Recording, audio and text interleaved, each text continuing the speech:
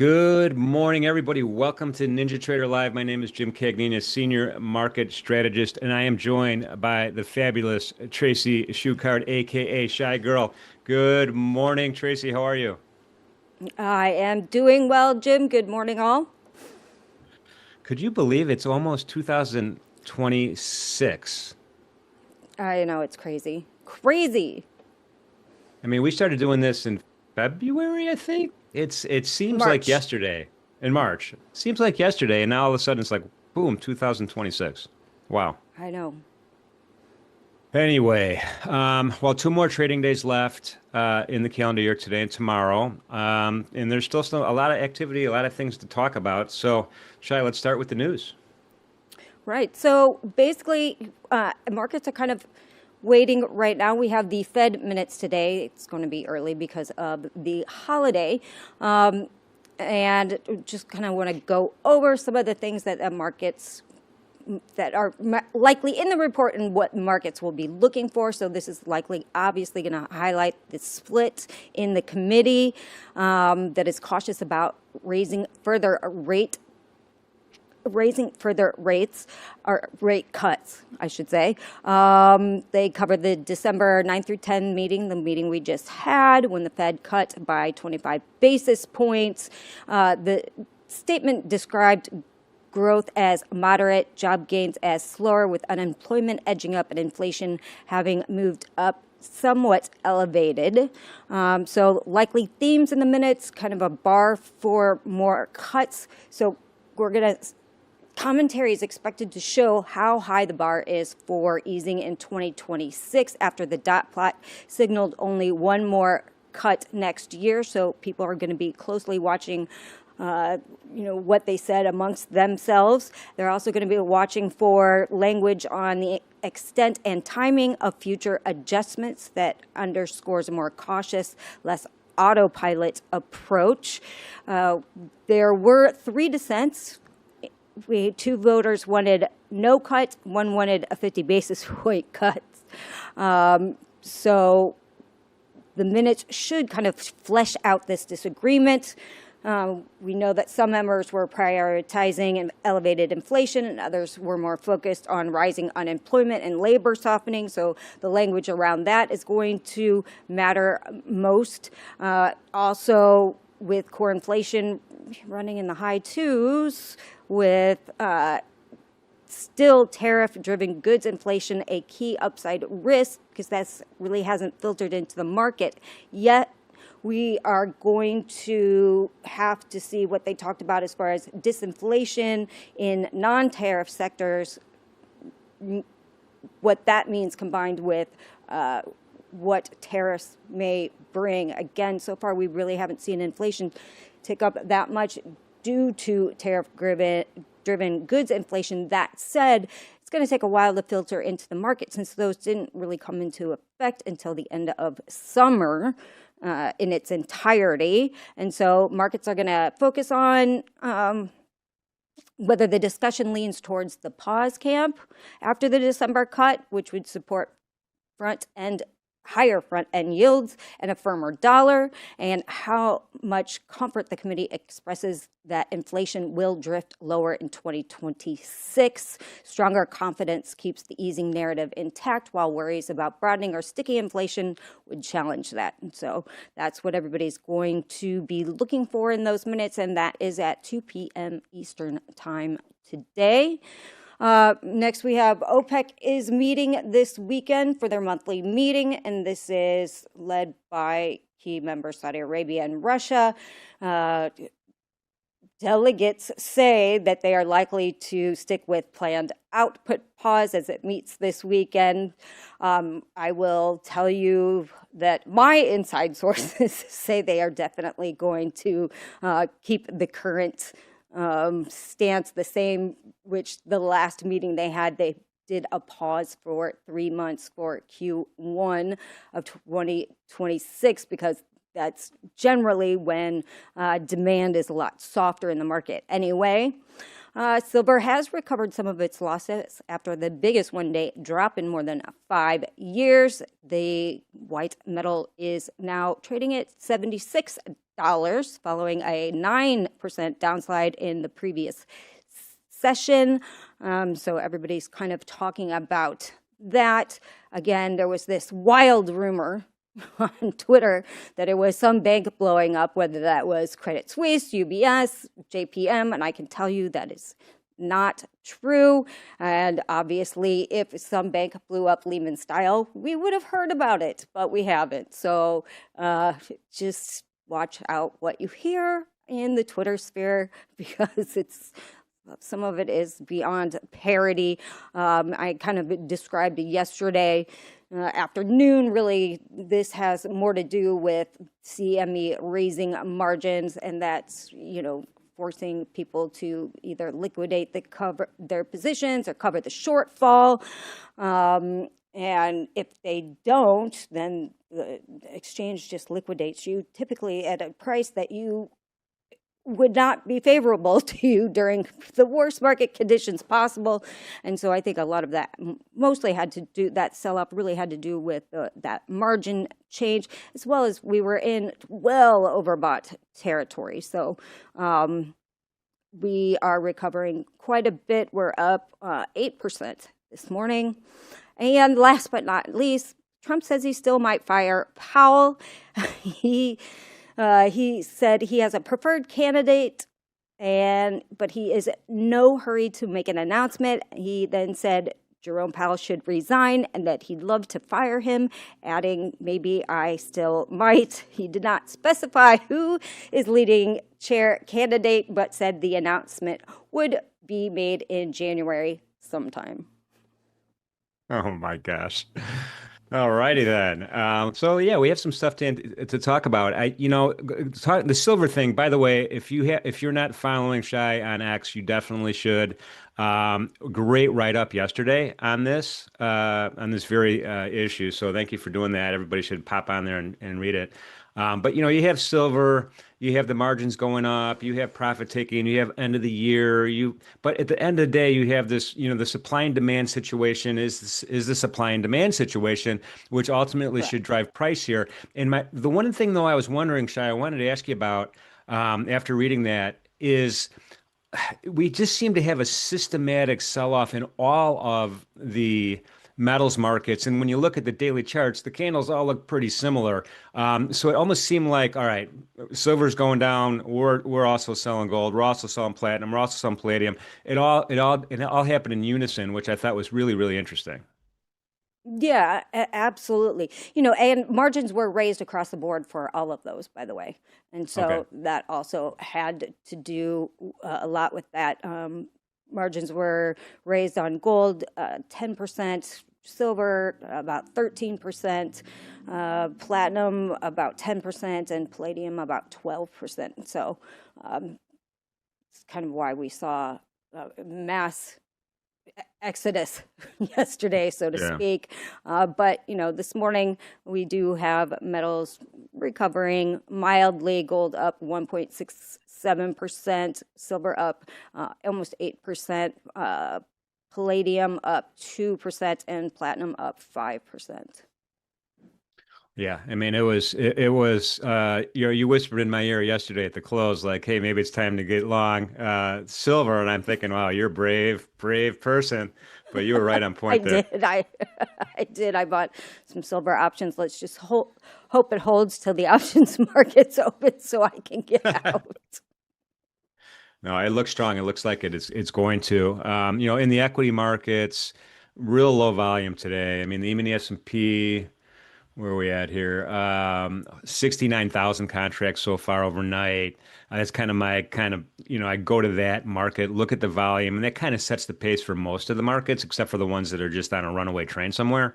But, it's a low volume day for the equities, not, pretty much unchanged at 68.53 for the mini S&P. And, probably today and tomorrow, we're probably going to see less and less volume, right? Everyone's getting ready for New Year's Eve. Yeah, 100%. I mean, a lot of you have to know a lot of these banks too. Their trading desks are skeleton crews right now, right? Yeah. Because everybody's all the big wigs are skiing in Aspen or wherever they Yeah. are, and so there's very few people on the trading desk right now in the banks, and so markets are a lot thinner, and so we'll have to see. I think that sets us up for a roaring beginning to 2026, starting next week. I'm not sure how big Friday will be, but certainly the following week should be a big week. Yeah, it's interesting that the first day of the year is on a Friday. I mean, it doesn't always happen every year that way. So that's kind of interesting, right? You got New Year's Day, everyone's, celebrating and watching football games and maybe recovering from a hangover the night before. I don't know. That's not going to be me. But then boom, Friday, Okay. Friday happens and you got to be ready to go. So we'll see. But we might also have some of that, the trading desks are still on vacation. Yeah, exactly. And so it'll be hit or miss again, just because of where New Year's falls this year. Yeah. Again, a lot of people are take off Christmas and then this New Year's week off as well. Yeah, for sure. The crypto space right now is pretty flat also. Just looking across the board at the Bitcoin, low volume, 88,395 is the last print. We've been right in that sweet spot for several days in a row. We'll pull up a chart later. XRP, not much to talk about. Anytime any of these crypto futures the percentages are like less than zero or less than one or less than minus one. It's like, all right, it's flat. It's point 0.88% is not enough to get me excited about that. Yeah, and crazy enough, Michael Saylor said yesterday or confirmed that his company between December, I guess, 22nd and December 29th bought another $108 million worth of Bitcoin. So Talk about we'll see. a punching bag on social media. That guy's just taking it on the chin. Oh man. This morning I was surprised. We were talking about this before we started the stream.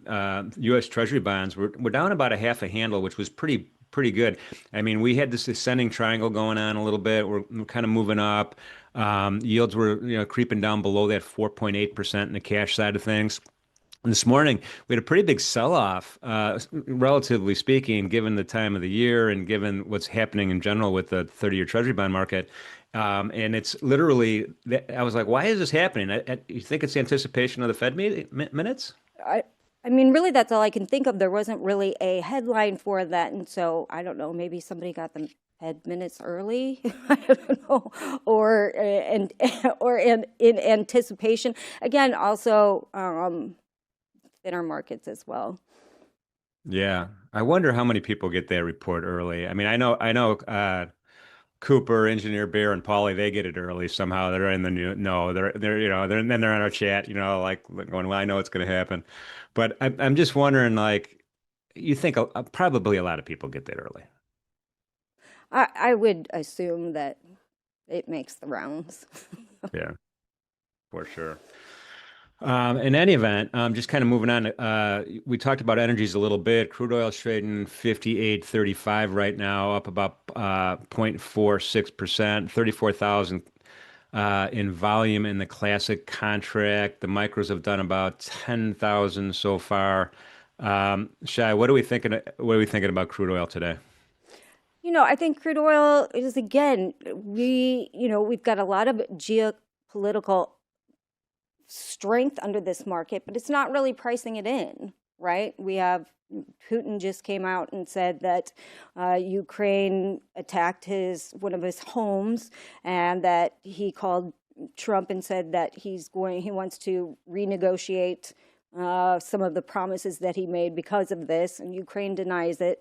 But you still have that headwind, so that peace deal that everybody is assuming is going to come, that puts kind of another wrench in that. You have China with military drills outside of Taiwan because of the arms deal that the U.S. made with Taiwan. So you kind of have that geopolitical tension there. Not that I expect anything to happen. I think it's just a show of force rather than any kind of intent to attack Taiwan. But still, there's a lot of headwinds going on. You have Saudi Arabia and UAE in conflict in Yemen right now. And so a lot of, plus in Nigeria, we have military presence, the U.S. does in Nigeria right now to counteract the insurgents of ISIS members. They are also an OPEC nation. And so there are a lot of geopolitical issues going on, but crude's not really reacting to it. And so I think, again, this is going to be a story for 2026. We really need to see, I think every article kind of says, okay, we have these geopolitical issues going on, but we're going to have this huge supply glut in 2026. And I think that's spooking people out of the market for right now. But that glut does not exist. And so barring the fact that we go into some sort of global economic recession, we are that supply glut that everybody's talking about is not going to show up. And so I think after we get over kind of H1 and that softer demand time, that summer could be a really hopping market for crude oil. Yeah, I mean, crude is still a good market to trade in the futures market. I mean, there's tight bid-ask spreads usually. There's a lot of volume, but you got to trade it differently because the bookends are tight, right? 58, 59 handle on the top, 56, 55 handle on the bottom. So that breakout hasn't happened in a while, and so it's kind of tight. So your strategy's got to be a little bit different, right? Because you're trying to take a little bit out of the middle instead of trying to catch a breakout. And it's a different kind of methodology, I think, that you got to apply to that market. But it's still like one of the top, I don't know, I'm going to put top 3 or 4 futures markets to trade. Well, absolutely. And you have defined risk this way. I mean, because you have kind of top and bottom to trade around, and where your stops are going to be, because if the market does happen to break out one side or the other, you can have your stops in place, and so it doesn't move adversely against you too badly. Yeah, no, I hear you. In the chat, thank you everybody for being here with us at the end of the year. I know it's holiday time and it's time to spend time with family and friends and celebrate and all that stuff. So we greatly appreciate you being there. Thank you for subscribing to the channel. We really, really appreciate that for sure. So if you haven't, hit that subscribe button. It's free. Just click on it. Boom, we're good to go. It means a lot to us if you do that. Today, though, I mean, we're going strong today. We've got a great lineup of people. We have a special guest, Thomas George. We're going to go. We'll introduce him properly in a second. TTrades is going to be with us this morning. We have Merritt, Black, and Christian they're going to be trading the open. We have XYZ and Jack Gleason joining us in midday markets, and then later on today we're going to have Leo with us, and maybe a special surprise guest at the end of the trading the close with us today. So we have a lot of programming here still in front of us, but I just wanted to kind of let everybody know, just in case you're looking for someone specific. That's the lineup for today, and I'm super pumped up about it for sure. So, shy. Any event. I know. Grains. We were talking about grains a minute ago. Yeah, we were talking about grains. Grains also, interestingly, there is a lot of geopolitical tension around the grain market as well, because as you know, both Ukraine and Russia are major grain exporters. Ukraine is known as the grain hub of the world. Russia is a huge wheat exporter. We've got a lot going on there with some stoppages in the Black Sea. We just had a grain cargo was just attacked in the Odessa region. And so, surprisingly, not seeing much move in the grain market right now either. And so, also interesting parallel with the crude market. Yeah, this Ukraine thing, I mean, I don't want to get political or anything, but I can't. A lot of folks are optimistic, and I am not. I think it's a 3-year stall tactic. Nothing's going to really substantially change between now and the end of this administration. It just seems to be the pattern. Like for the last, I don't know how many years. This has been going on for a long time, and it's got to stop. But it just seems like we're going in the right direction, and then someone points a finger at somebody else, and everything falls apart. Well, yeah, obviously. I mean, there's a lot of things going on. You just had Putin just conscripted another 213,000 troops as of December 31st. So it doesn't look like either side is actually backing down by any stretch of the imagination at this point. And so I do expect it to probably drag on longer than most people anticipate, unfortunately. Yeah, for sure. We had any data whatsoever today? So yes, we do have data today, you guys. We have, let's see if ADP came in yet. No, it didn't. ADP weekly is supposed to come in. That has not come in yet. Not surprising. That is generally not on time. Yeah. In addition, we have FHFA House Price Index at 9 a.m. and S&P Quality, which is kind of another inflation index, 9:45. We have MNI Chicago PMI, 10:30 Dallas Fed Services Activity, and then 2 p.m. we do have FOMC minutes. So I think pretty much it's going to be hurry up and wait for the FOMC minutes. I doubt any of these other data points are going to move the needle much as far as markets are concerned. Yeah, I mean, I have the E-mini S. Let's pop up the E-mini S&P chart that I have up on my screen real quickly here, just to kind of take a peek. This is baby candle so far. Almost, I don't know if that's a hammer or what kind of doji, small body candle. And we're sitting right above the swing high here. I just find this fascinating. This was back on October 29th, Shai, where we had the swing high, then a big sell-off, and then a relatively rapid recovery. But we're just sitting on that right now, and we've traded through that really the last, I don't know, 3 out of 5 days. And we're just kind of waiting. So that's kind of my new line in the sand, the 69.52 level, right? Dudley was right yesterday. We had that really nice sell-off. We didn't quite penetrate that 8 EMA, though, or the 23.6% retracement. So I'm like, all right. Are we going to, right now, anything could happen. We could have continuation selling. We could have a pushback up. Santa could show up for the last couple of days here. I don't know. But it just seems to me right now, it's like, all right, it's low volume. We're waiting. We don't have a direction right now today. Yeah, absolutely. I mean, I don't see really much impetus for markets to move much higher. We might just be sideways to the end of the year. I don't think anybody's looking to put on any huge positions by any stretch of the imagination, the last 2 days of the year. And so, we might just be a sideways market for the last 2 trading days of the year. Yeah, and so my crosshairs right now, I'm trying to position it. So this is the start of the theoretical Santa rally, right? So it's the last 5 days. I think. Correct me if I'm wrong. The last 5 days, right, of the calendar year, and then the next 2 days of 2026. And so right now if that's how you define your time frame, we're underwater right now. Santa's not here yet. Santa is not here yet, but that's okay. I think markets have done extremely well all year. And again, I just don't think this is kind of the time that anybody's really looking to change much as far as what they're doing, right?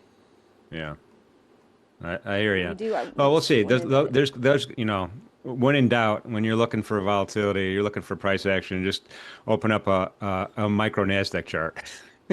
Yeah. And we're also we're also in a positive gamma environment. That means you're not going to have these big moves that you do in a negative gamma environment because market makers are, trading with the market. In this case, they're trading against the market in a positive gamma environment. And so you're going to have much more subdued moves than the days that we're in a negative gamma environment. Yeah, no, that's a great point. That is a great point. So, well, we'll see. Things are going to move. We'll have some opportunities today and tomorrow for sure, and a lot of these markets. And yesterday was a good example. It's like, all right, if there's not an opportunity in the mini S&P, there's opportunities in gold. There was opportunities in energies. There's always opportunities. That's why I have when I have my whole market analyzer up on the left, you can create a market analyzer that gives you alerts as well. So that's kind of something to think about also. Absolutely. Anyway, so it's about that time. Let's do a joint double edge report. Let's go to it. Ooh, let's do it. All right, Shai, I wanted to start with gold. Gold is an interesting market. We've had that really big, giant, bearish engulfing candle, and if you just look at the body of this candle yesterday, it's like it engulfed 1, 2, 3, 4, 5, 6.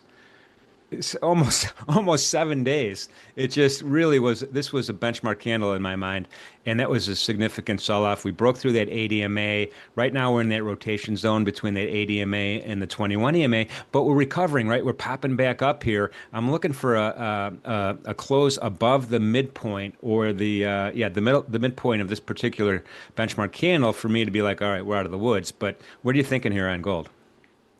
Absolutely. Well, it's not like we haven't seen this sort of sell-off before. If you looked left on your chart there, we have seen these sorts of sell-offs in this market before.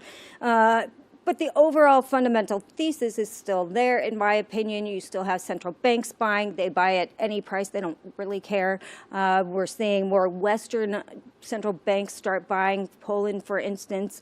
And so I think, that move yesterday really worked off a lot of that bullishness on that overbought territory. If we look at RSI, we've, worked off a lot of that. We were at over 80% now, back down at around 50%. And so to me, this is, even though it's an outsized move and it seems like a crazy move, it's still kind of a healthy market, and we're still overall trending higher, until we break, I would get scared if we broke those October lows under, 3,900. Okay, so interestingly enough, right, that's these lows down here, right? So this low was on, end of October. When you referenced this other benchmark candle here, this big red candle we saw on the 21st, and you see that we sold off for several days, and one kind of word of caution is patterns don't always repeat themselves exactly, right? So today, if you're like, oh, you know what? Look at what happened last time this happened. We had another red candle day. I'm getting short. Well, it didn't happen so far, right? It was the opposite happened. We have a little bit of a bump up, a bit of a bump up actually. So just kind of a note: these patterns don't always kind of repeat like the way you would think they do. Let's shoot over to intraday, see what kind of jacks levels are here. Right now, intraday, we have that 30-minute candle up on the screen. We have the daily pivot kind of forming the top of the conversation here around 44.16-ish, give or take. I'm rounding up a little bit. A blind spot from MenthorQ at 44.40. JX 10, maybe not a major level, and then call resistance all the way up at 4,500 as a target. Should this rally continue? Notice we're trading above that session VWAP here. We tested that session VWAP in the London initial balance. Couldn't get any more penetration down to the bottom, to the lower part. This orange line right here, that's the midpoint of yesterday's U.S. initial balance, so that's holding as well. On the downside, though, if we do fall out of bed, we do have JAX 1 a little bit lower down here at this interesting level of 43.35. Usually you expect that JAX 1 level to be at an even number like 50s, but it's not. And then JAX 3 below that as well. So there are targets on the downside as well. But right now the trend is pretty nicely situated on the upside. Tracy, I want to talk about the bonds too, because we were looking at that. We were talking about this earlier. And, on a daily chart, I kind of used my imagination a little bit and saw a little bit of an ascending triangle happen. And we almost broke out of it, but now we're right back in it. Now we have a little bit of relief here, a little bit of a buyer's wick so far, which is kind of good. But again, we have this. I was kind of surprised that this is red at all. I thought we'd have another doji just like the rest of the equity markets. Yeah, well, we tagged that 200 EMA, which is my favorite squiggly line, yesterday, and are now being rejected back under. So, What do you have that level up or no? so If you I don't, have that at, hold on one second, I just need to spread out my chart a little bit more, at 116.04. Okay, so we're not quite. Yeah, well, yeah, we tagged it. You're absolutely right. We tagged that yesterday. I'm looking at my ADMA again, and I'm kind of like lining it up with this I don't know, this loosely fitted trend line up, and it's like, all right, it's following that course. That's pretty good. It's still slightly bullish, but I have my 24 as my line in the sand. This is 115, 24, 30 seconds, and we're back below that again. So I don't know. In any event, that's Treasury bonds. Keep an eye on that, folks. It'll give us a good, especially once the Fed meeting comes out, we're going to get some action. So that is this morning's Edge Report. Shai, preview our guest, man. We have a special, awesome guest today. I was all over his Awesome X guest. feed. Tell us about him.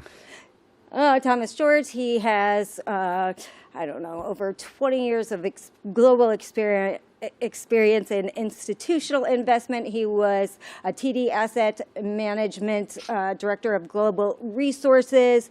He now is portfolio manager for the DARP ETF. He knows everything about commodities, metals, mining, etc. So looking forward to talking to him. Energy markets, you name it, commodities galore. All right, let's get Thomas in here. Thomas, good morning. How are you, man? Good morning. Great to be on. Thank you. Well, we're glad to have you. I went through some of your X posts and tried to learn a little bit about you, man. You are a high energy, dynamic guy with a strong commodity background. Yeah, we're in a fascinating place right now where I've been doing commodities now for a very long time. That's how I got into the industry, and it was I've seen several cycles in many different commodities. But when we launched the DARP ETF, we're like, disruption on the technology side. We knew how we wanted to attack that. We knew that that the DARP is disruption at a reasonable price, but we thought, like, yes, there's the technology aspect of, like, don't invest in science fair projects like space exploration. I know that's taking off now, but, like, our view was that you invest in the more tangible bits that are 4 to 5 years out, and I think that's been proven very correct, like with respect to AI and how that's all coming together. But the other part, the real value component, was the commodity aspect, and we said, listen, disruption can't happen if you don't have the inputs. And we always thought the inputs were, like, significantly cheaper in the whole value chain. And when we looked at all our disruptive competitors like ARC and you name the entire field there, it's over 50 billion of AUM. Not one fund had anything in commodities that were linked to the future, right? And they would gasp at owning natural gas equities, right? Like that. So that was we feel this year has been a great year of culmination of our belief that it's a value chain to disruption. Yeah, so real quick, I don't, let's dive into the weeds right away. When we're talking about some of the new initiatives, I guess some of them aren't new, some of them are kind of new, but we're talking. I was looking at reading some of your stuff about batteries, right, as an example. So battery storage, batteries.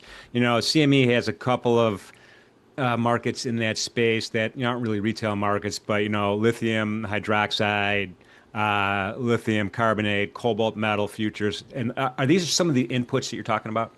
Yeah, for sure. So we that for us is like the battery metals world is something we've covered very closely, and there's obviously a hierarchy, which we've been very long on the copper side, and that's worked out very well. And I know Tracy and I talk often about silver, and it's this bifurcated metal that it's interesting that everything's coming together right now for silver, but in fact, we've always, when we talk about battery metals, we've always wanted to include silver in a meaningful way because it is a very important component. And I think when you think about just the end uses, right, it's the one that's very different than gold, right? And so that's interesting on the silver side. And then lithium, highly volatile, highly volatile. And obviously silver's now taking on some of that, but no, like it's this is a very specific market, and we've seen the bottom through, and it looks like energy storage is ending up to be the wild card with respect to upside to demand, right? And I think that's very fascinating. And we had a close guest on that where we share ideas with, and they were saying, listen, you follow this wedge, follow this energy storage wedge, it's going to surprise you. And sure enough, like that's been really the upside on the lithium side. And copper is just that steady Eddie. If you're thinking electrification is a big part of the future, you kind of got to go through the artery vein, and that's copper. Absolutely. And so, a lot of people talk about the fact that, miners have had such a big move this year. What are your thoughts on just the miners in general? Is there still room to run? Is the trade over? What are your thoughts just generally on that sector?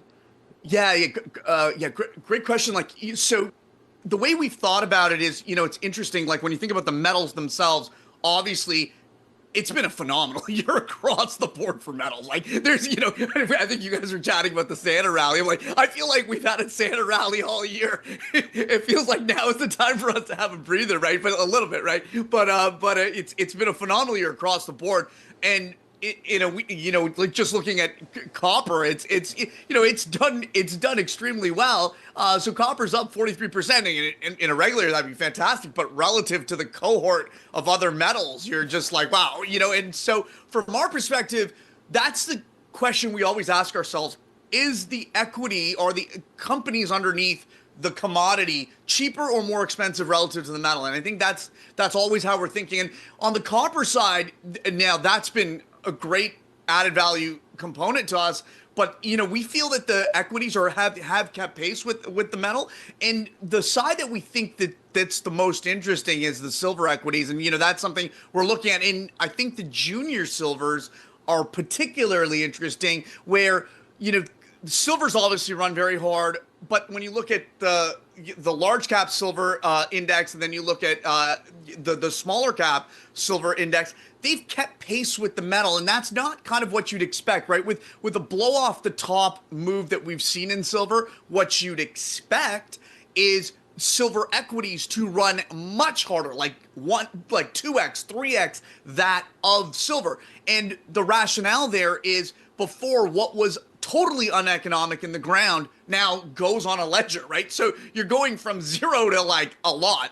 And that for us just has not been baked in at all. And so that, there is real excitement there. And that's an area that we are definitely focused on for 2026 with respect to understanding where the value components are here. And so that, that exciting area. Now, copper still is we still think the equities offer a lot of value. Lithium, we're still coming off the bottom. So across the metals, I don't see any massive dislocations. Now, the only area that I would say is like I'd be rotating out of is the large cap US gold. Like we think large cap gold, sorry. And large cap gold equities, I think just they'll have a good year, but it's not going to be something out of the park where you could find it in other metals. So okay, so that you just said an awful lot. So obviously, 2026 in your mind is going to be the year where these kind of components are going to be lifted up. further above and beyond where they're at.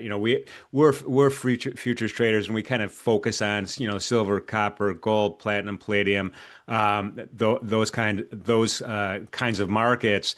And it just seems to me that going forward here, and Tracy's been banging on this gong for all year long, talking about supply and demand, and there just seems to be this supply deficit that's always going on, and it's not necessarily reflected in price, or is it? No, and that's the, this is the big question with respect to silver, particularly, is that, you're talking about a metal that's critical. And I know Elon even tweeted about it. Like, this is, this isn't this isn't a monetary metal. This is both a functional industrial metal and Yeah. now clearly more of a monetary metal. And I think that you're still at a minimum 4 to 5 years away from any meaningful new supply coming on. And that's like a minimum. And I think that is something that futures investors can really think about, that across the board when you're at these really tough points. And with the exception of, I'd say, lithium, I'd follow more closely because there's more idled capacity. But you don't have idled capacity in silver. You don't have idled capacity in copper. That for us is, we could definitively see a higher move for silver. I had a different thesis on silver as well. I don't know if you guys saw this morning, Beeple. This is very pop culture-y, but Beeple he put out a tweet where, how he does every day. He does a picture, right? And he had Michael Saylor. And he called him Michael Silver, and he had them all blinged out in silver. And I'm like, that to me was like for me, there's a jump point, right? Where from a speculative perspective, you have a lot of investors that have historically, when you look at real speculative markets, silver equities, silver, the metal, have always been, and gold equities as well, right? These have all been very close places where speculators would always gather around because the upside is what in the new terminology is meme coin like, right? Yeah. And so our thesis that we have is that what happens when the meme coin, like these coins that actually have nothing underneath them, but are just, people are looking to squeeze them, send them higher, 10x higher. What happens when those markets aren't doing anything like now? And then all of a sudden you get a pop culture moment where, wait a minute, everyone's talking about silver, even the cohort that was trading meme coins. And they're like, wait a minute, there's a group of silver equities that actually have things underneath it. And, we can swap that for Doge or whatever, coin that literally had no function or use. I just think it gets really interesting. And you can't do that with gold, but you can absolutely do that with silver equities, gold equities, and we're seeing obviously silver speculation can obviously play an important role in the silver side as well. But I think that's a thesis that hasn't really. It's something that's in the background. Where do the speculators go? And I think that crypto is having a moment. Bitcoin will do Bitcoin, but the more important thing is to look at the broader ecosystem, and it's not having a good time. And those speculators got to find a new home. Yeah. Absolutely. And we have a few minutes left. I can't let you go without talking about the energy markets. Of course, obviously that sector has been lagging, but interestingly enough, a lot of the producers are still doing pretty well this year. So what are your thoughts going into 2026 on the energy markets, given that we need more energy for data centers?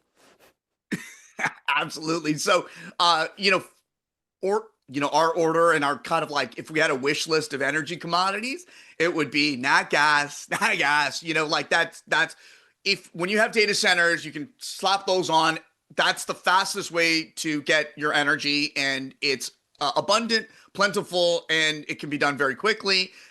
We think the equities are baking in what's here today, and there's still tremendous upside if this AI upside proves to play out.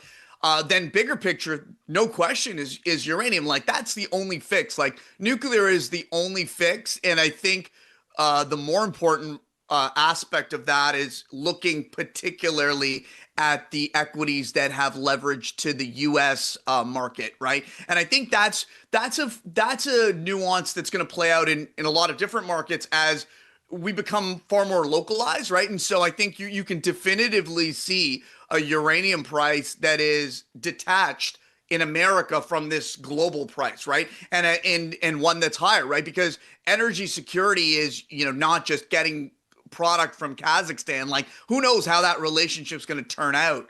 5, 10 years from now. So the bigger picture is that that we're going to see localized markets for these energy commodities, and that are going to incentivize production, and all of that is to the benefit of the producers. So that for us, that's an exciting point. Wow, I mean that's awesome stuff. Unfortunately, we're already up against time, which is unbelievable. I have a million questions for you. You are just a subject matter expert with a lot of great content, man. We really, really appreciate you being here, folks. You can follow. We'll put Thomas's X link into the chat. It's Thomas Grizzle, right? Yeah, Thomas George underscore Grizzle on X, and if you want to find out all of our stuff, we kind of put together as Grizzle Media on X, and but yeah, Jim, Trace, thank you guys so much, and look forward to joining you guys again. Obviously, a big 2026 ahead, and hopefully the commodity good times continue. Awesome, man. Well, Definitely, hey, thank you. definitely. Yes, thank you very much, and Happy New Year, man. Happy New Year, guys. Shai, how do you know these people? So I have great. I actually do. We actually have a podcast series together also. So, I've been around. I've been around the X block for a while. Wow, yeah, he's a terrific guest. I love his energy, man, pumping it in here at the end of the year at NinjaTrader Live. It's fantastic. So, in any event, Shai, good start to the morning. Always great talking to you about markets and what's going on in the world. So, appreciate you, and I will talk to you later today. Absolutely. All right, it is that time, folks. We have, as usual, today on Tape Talk, we have the one and only TTrades. Let's get him in. T, how you doing, man? I'm not as awake as our previous guest, but I'm doing well. He was high energy, man. If you follow his stuff on social, he's like that all the time. This wasn't like just for the show. Yeah, that's crazy. I do want to let everybody know today segment with T Trades is sponsored by the CME Group, where risk meets opportunity. So T, what are you looking at, man? Crazy, crazy week, even going into the end of the year. Yeah, I mean, mainly in metals. Yeah. Not too much going on in indices, nothing going on in the Bitcoin, but we can talk about that. So, mainly we'll start with indices here. We were talking about it, right? We are bullish on the month. It's just not really doing a whole lot, right? It's just right around its opening price on the month. If I had a bias for today, I would just be looking towards previous day low for MQ, ES, and YM, and then see how we react around that level. Um, because if you look, we are currently just consolidating throughout the night. So I'm not trusting any sort of reversal to the upside here. So I'm favoring to the downside today, this morning, and currently be looking at NQ towards previous day low. So, And then, T, any words of wisdom when we have a really low volume morning so far? Probably going to be a low morning day unless the Fed minutes do something spectacular, which I doubt. yeah, I found this thing called grass outside. It's really great to touch. Um, it's usually pretty good, helpful in not losing money as well. Yeah, there you go. So that's my go-to. I'll personally be moving and moving houses end of year, so gotta do that and pack up. But Well, congratulations. yeah, thanks. Unless you're being evicted from the first place. No eviction. Okay. But yeah, I'd be bearish for indices this morning. If we want to take a look at Bitcoin, we can look at micro Bitcoin. It's just Yep. consolidating. So if you pull this up on a daily chart, since the end of the last month, we have that little reaction we talked about, right? Looking I would still only favor towards previous month's low or this current month low. But this is just a consolidation that I'd want to stay away from personally. Uh, Not a fun range. You have a 6% range and, volatility for Bitcoin should be a little bit more, right? Yeah. We have last month where we have a massive range, 25%. So I'd just stay away from that. Yeah. I mean, the thing about Bitcoin is it's first of all, the futures platform, the CME's Bitcoin markets are, you can go, this is the easiest place to go short or long, right? You Oh don't have yeah. to deal with borrowing money or any weird stuff. You just click the mouse, right? So that's kind of advantage number one. And it's liquid, but this market is really decisive, man. You have like this, these guys over here that this is the future, this is the greatest thing ever, this crypto, and then this group over here goes, what is it? It's nothing. And so and the banks kind of got involved, and we have ETFs now, and it's kind of becoming mainstream. So I don't know. How do you feel about the kind of, I don't know, this disconnect between the two groups? I mean, I think there's kind of two sides. You have your speculative investing side, and then you're just day trading side, those taking care of the volatility. Like most of the day traders do not care if it's going to go up in 3 years, right? They're just here for the volatility. So it kind of just depends what side you put yourself on and what you think. I don't really have a super strong opinion on it, so I just am more so there for the volatility. All right, a candle's a candle, baby. Yeah. So going into gold, we obviously had quite a large drop yesterday. So this is generally when I also avoid price action because when you have a super large range, that usually leads to a smaller range. So if we go down to something like the hourly chart, this isn't super interesting. The only way I could approach this is it more likely to go to previous day high or previous day low? And I would say previous day low, which would give me a bias that is bearish. So if we are going to form some sort of continuation in this day, get a closure through here, and then get a continuation lower towards previous day's low as well as the current day's open. But this is usually something I avoid because when you have, you know, a huge range the previous day, you usually get a consolidation or some sort of retracement. So, Yeah, one of the things in technical analysis that I'm actually a fan of this because I like to look at the longer term charts as well. mhm, And when I see a giant daily candle, like we saw on all of the energies, mhm, I'm sorry, metals, not just gold, but I like to look at that what's called the piercing line of that big benchmark candle, right? Which is basically just the middle of the body of the candle, right? That's all it is. It's the middle of the body of the candle, and that kind of gives me a guideline of, all right, is this sell off real? Is it going to last a while? Or are we just going to resume trend again? And we're not there yet in this market, and I mhm. have to look at silver again. But that's kind of my line in the sand when I'm looking at, all right, is it bulls on again, or is it just going to be, is it going to fail? Are we going to fail to be able to kind of turn it around? Are we going to kind of and then resume downward, which what the benchmark candle suggests? Yeah, and that's kind of very close to what my strategy does. So you use the 50% of the bodies here. Yeah. My strategy will just use 50% of the entire candle. And so that's what this line represents is if we're going to get a continuation lower, this accounts for the volatility. I want to see it below this level. So I don't want to see closures on the hourly time frame over here. So that's why I'm still kind of favored to the downside if we're going to get a continuation. Oh, great minds think alike. I didn't. There you Yeah. go. Yeah, silver obviously has the strength though, right? So we'll see where it hangs out. But um, this is not really something I want to short right now. Everyone's going to try to catch the top on it. And then, I've seen that happen enough. If you just look back a month, how many people are going to try to catch these tops here and what happens. So if I do want to take a look at a short on any sort of metal, that's just going to be at the start of the year because I think we can have another bullish year. So if we're going to make the lower wick on a month or on a yearly time frame, that's when we would do it in January. So I do see a few people asking for euro. So let's go take a look at dollar. So dollar, kind of the same thing. We're just in this area where we had a large expansion. This is where I want to kind of avoid price. And then I want to see if we form another move lower because I'm viewing this as a retracement. So I would want to see another expansion. Is this going to happen before the end of the year? I don't know, but I would be looking for this previous month's low or this current month's low. So if we get into January, I'll also be looking at this level. Um, Okay. and into the end of the year. Now we do have a setup today. I just don't think it's being respected currently. So if you And there could notice. be a little bit, we do have the Fed minutes coming out. That's kind of the last thing that maybe could, make this market kind of think about direction a little bit, the currency markets, especially with regard to the US dollar currency pairs.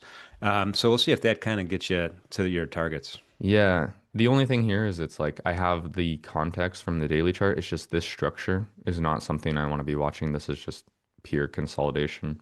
So generally with something like this, I'm gonna favor another sweep higher into something like this little gap and then to trade lower. I don't really trust this reversal here because it's quite sloppy. So I would favor this actually to the upside for a dollar into the day, which would mean I'd be bearish on foreign currencies. So euro, pound. Pound looks a little bit cleaner into these lows.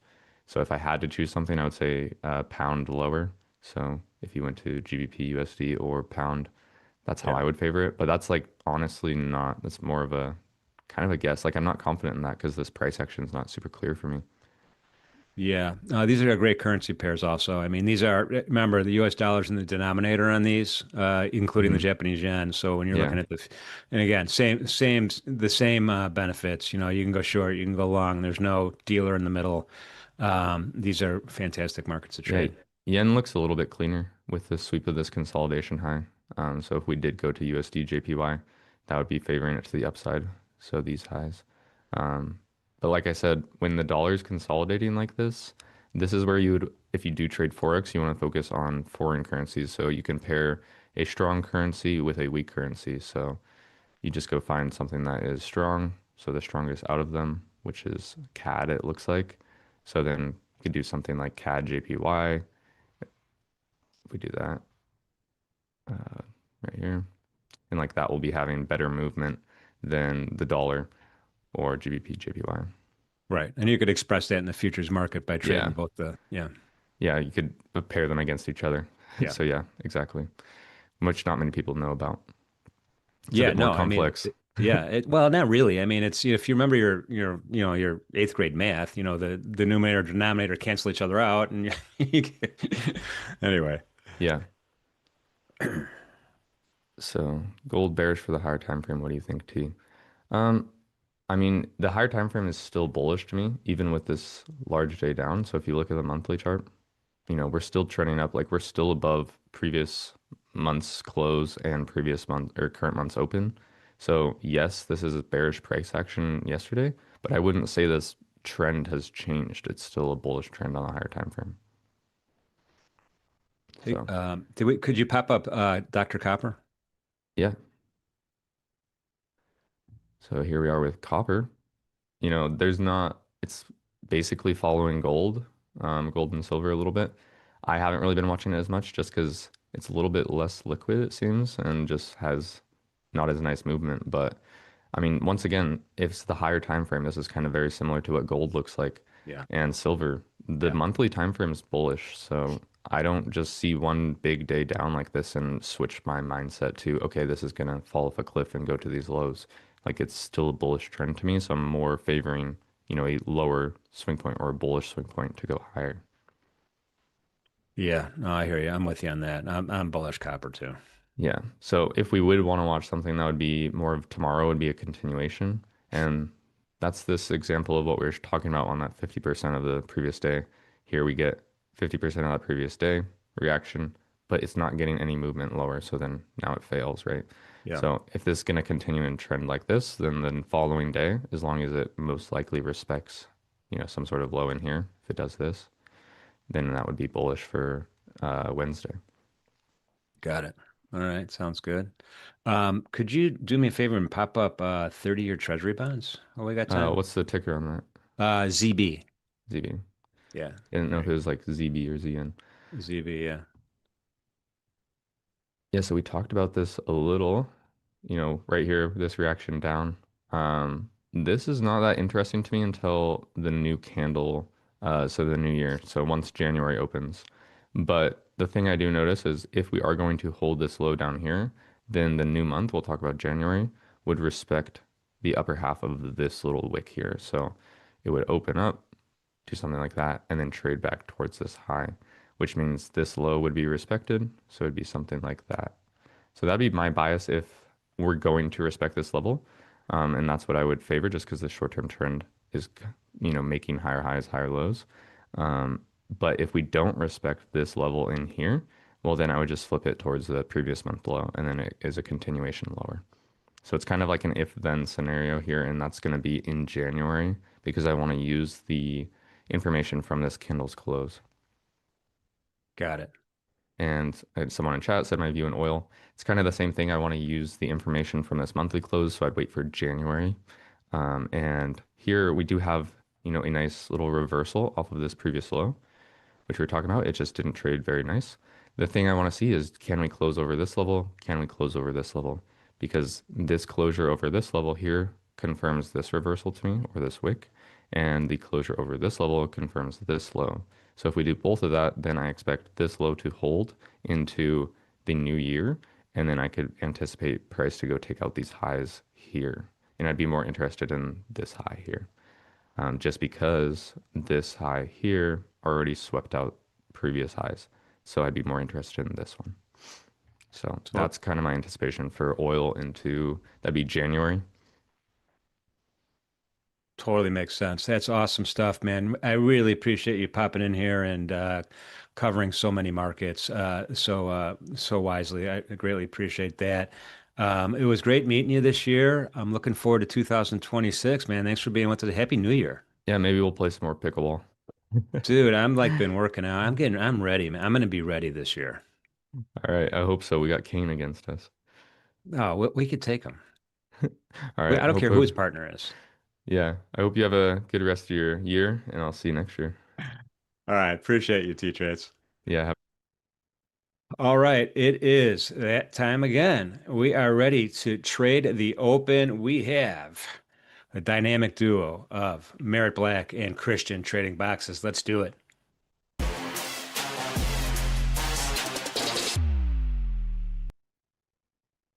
Good morning, folks. Morning, Jim. Morning, Chris. Morning, fellas. Did you guys get to peek at the greatest hits video that the production folks put together? Yeah, I saw it. No, I missed this. If you go to our YouTube channel, everybody, we played a short clip of it yesterday. We have a longer, like, I don't know, 10-minute 10-minute version of the 2025 greatest hits for NinjaTrader Live. And we just started this show, I don't know, 9 months ago, and it was a lot of fun. You got to check it out. You guys are both prominently featured.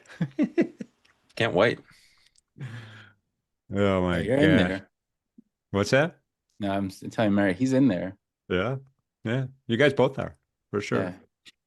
He's a Anyway, cat we in it. appreciate we appreciate your I mean, part of the show is it's a lot about trading, it's a lot about philosophy, it's a lot about technicals, but it's also a lot about spirit, right? It's just the community aspect of what we're trying to do at NinjaTrader Live. I mean, you guys just show up, you light up the stage, and you just have this kind of dynamic and this personality. It's like, hey, it is good to be a trader, man. It is really positive. So we appreciate that, guys. Thanks, Jim. Great to be here.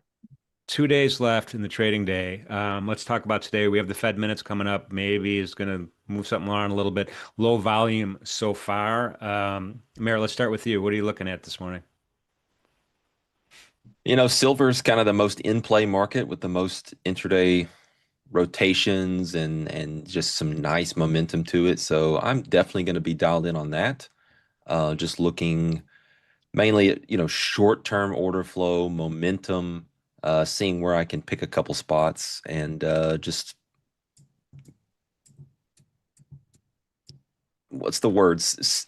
Take a few chunks here and there. That's really all I'm looking to do in terms of, where's the S&P at and indices and things like that. Not super interesting. I think the S&P could find support off of kind of this 45, 69.45 type level. But it's nothing like majorly confluent that I'm super interested or anything like that.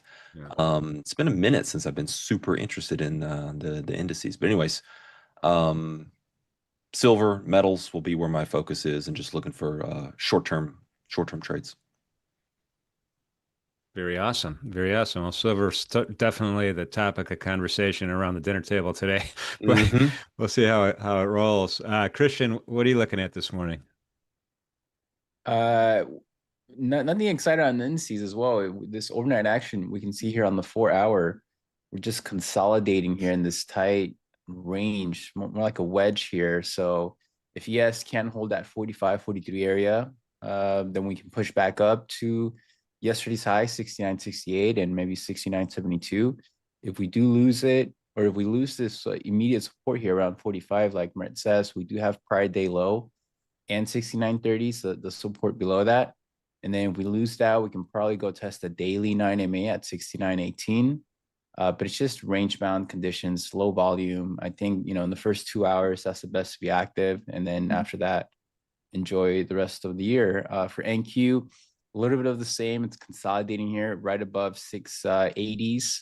If we do break lower, we have that prior day low, 630s, and prior week low sort of cluster of support that could hold, and we can bounce back up, or maybe it wants to go lower into 480, 500. We do have the daily 9MA as well at 600. So that prior week low, daily 9MA can act as support. And if we do break out, then I'll be looking for 840s, 860s. Got it. Real quickly, before I dip into the chat, I just want to ask you both, Christian, low volume days like today going into a holiday, any traps we got to worry about? I have found that if the overall structure is in an uptrend like we got from that November 25th low, then you usually have some morning weakness in the first hour maybe, and then we rally back up to consolidate and create a range. That's probably one or out of two maybe good moves on the day that you can participate in. So that's all really that I'm looking to do. Awesome. Same question, Merritt. Low volume day, holiday coming up. Silver is running around 300% of its average volume right now. So There you go. it's not a low volume day in that market. You're only as good as the market you trade, Jim. Yeah, even the micro silver is trading 180,000 contracts already. Holy jeez. Oh, good start. In any I event, like the beard, by the way. It looks good on you. yeah, it's just a holiday thing. It's going away this weekend, so appreciate the comments though. And anytime you want to add like 10 years on me, I'll just grow a beard. I'll look 10 years older.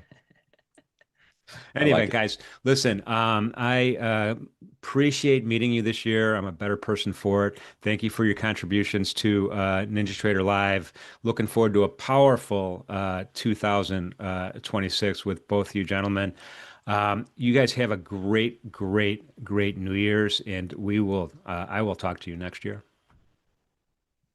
Awesome, Jim. I'm glad to know you, brother. I'm glad we got to meet, and I look forward to next time. Yeah, Jim, you enjoy the rest of your year, and we'll see you next year. All right, guys. Good luck today. Take care.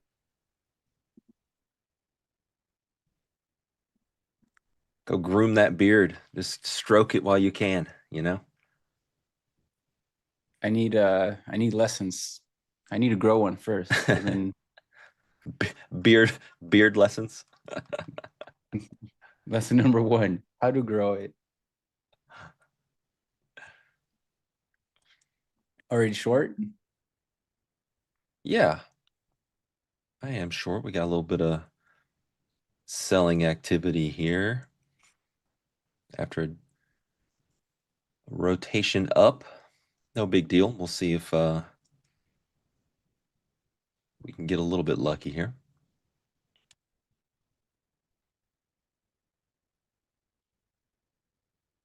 You had a good break? Over the last week? Yeah. Yeah. Yeah. Been working on projects. Nice. Excited to hear about your project. We can talk about that later on the stream after the open. You talking about the train gate I built for my boy? Yeah, I want to hear all the details. The speed, the quality.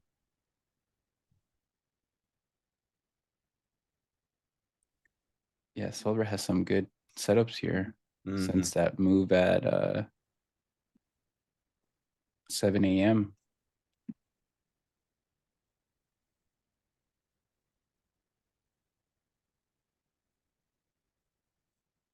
Oh no, yours was at. What's your time zone? Why does your Central. chart say 4:30? Central. Oh, Central. Okay.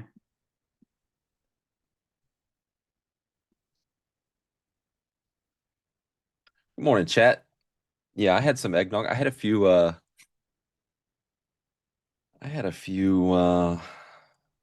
White Russians over Oh,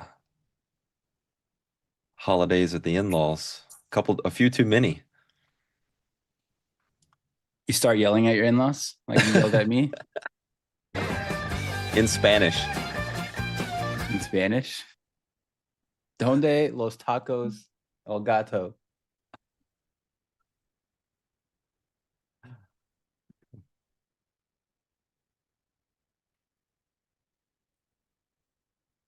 Well, we might get away with it if they can just drop back below my entry price here. Should get a decent push down. Does volume increase at the same time as the equities open for silver or gold? I don't think it's anything substantial. Metals open earlier. So we're already cooking.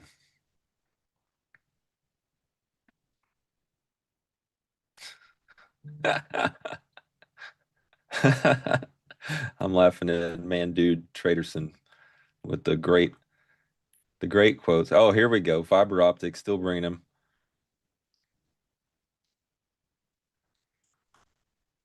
You guys get me.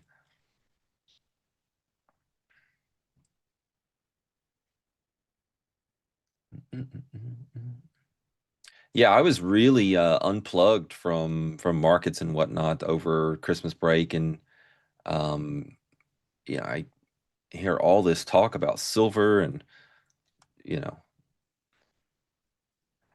how crazy it's been. And today was the first day I've pulled up a chart. It was impressive to see. A nice parabolic move is always fun, always welcome. There's that little drop and that little push I was talking about. Let me see. I'm gonna put it on.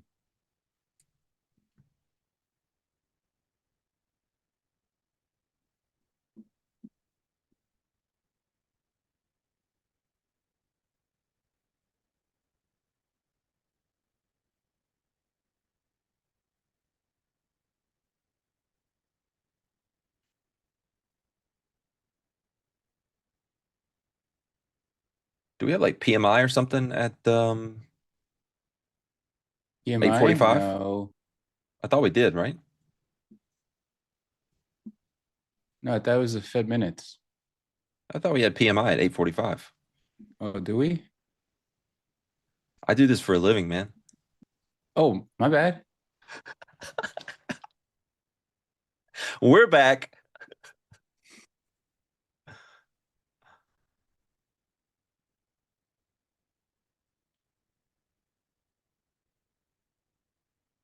Okay, so we're seeing a reversal. Probably means we're gonna be range bound in the indices. Look at that drop in silver. Nice. Very nice. Very Probably nice. just gonna. You got to see that replay. The best hits. I just took it off there. Just a little scalpy scalp.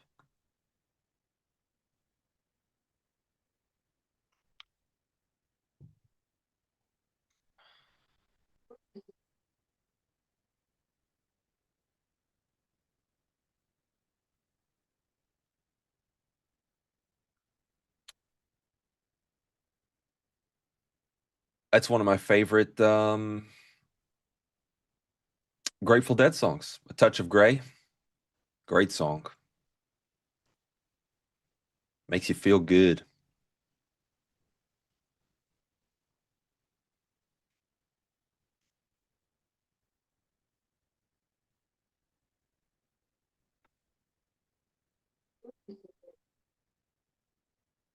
Why does it do that?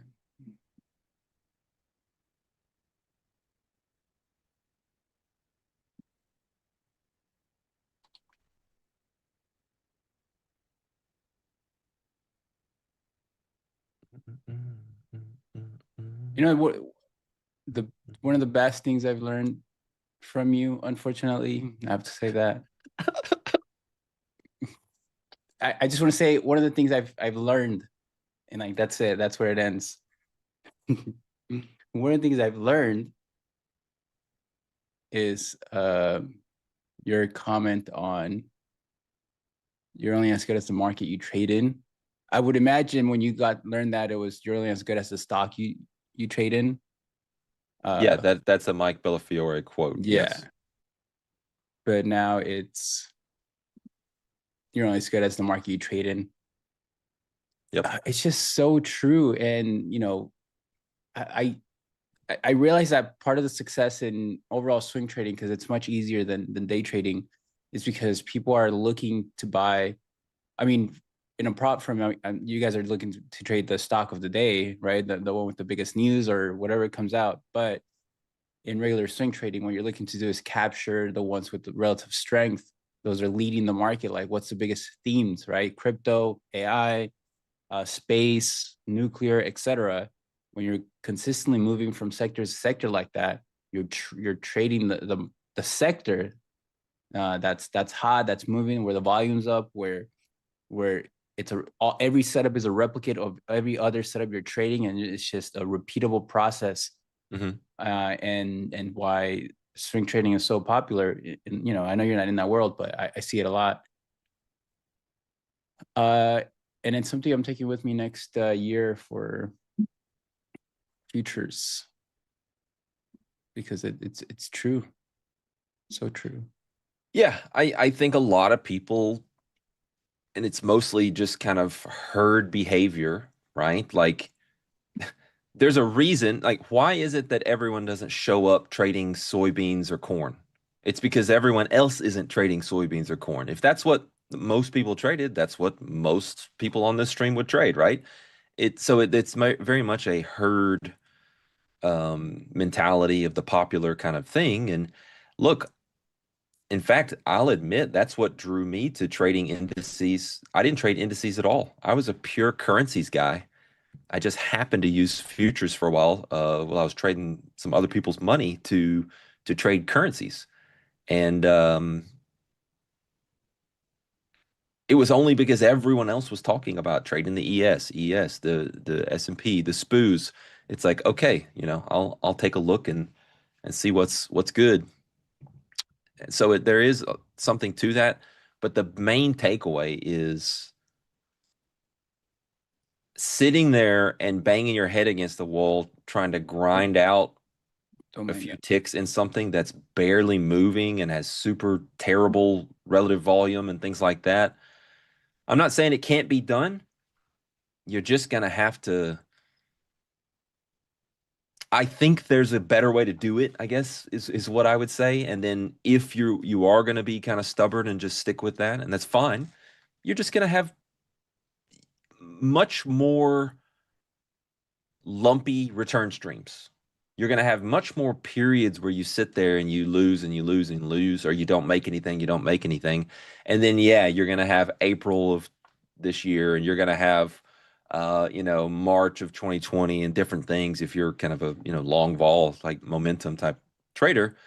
And you're going to make your year, you're going to make your quarter in kind of a handful of days and things like that. So, different styles, different approaches, but where the volume is something that most traders don't really try to do, and it's something that I try to preach a little bit. Yep. Zolino, I think you just share, how do you decide what you trade in swings? It's whatever sectors are leading higher. Like, what is outperforming the S&P? It's been semis, it's been software, it's been for a period ARC growth names. You know, it's been Palantir, Hood. So you just it's a just how you prepare for the day, you prepare for the week on a Sunday, and you plan things out. on what names you're looking to buy, what structures you're into.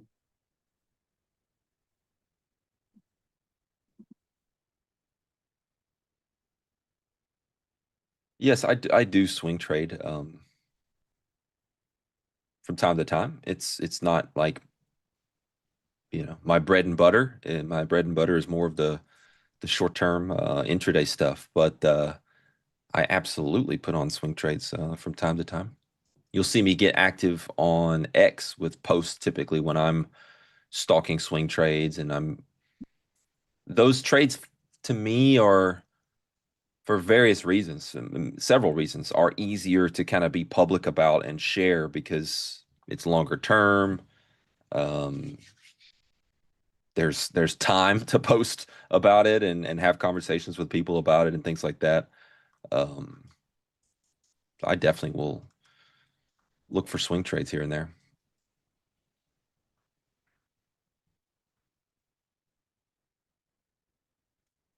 I'm going to be doing more of that next year if the market is, well, midterm years are usually choppy, and then end of Really? year is when you really get the move. And then we just had 2 strong years, so I would expect it to be choppy for sure next year. Interesting.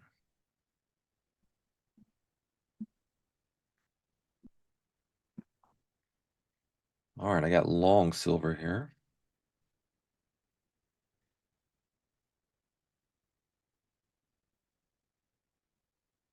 I'm sure my quick plan for the day here. All right, guys. So here's that overnight hourly wedge consolidation we're in.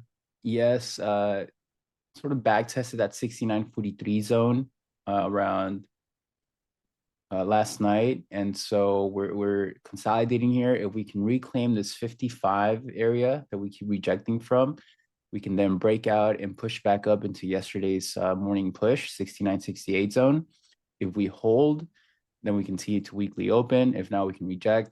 If we break lower, we move down into that 69.43 zone again, but maybe at that point we go test prior day low and then see if a reversal sets up.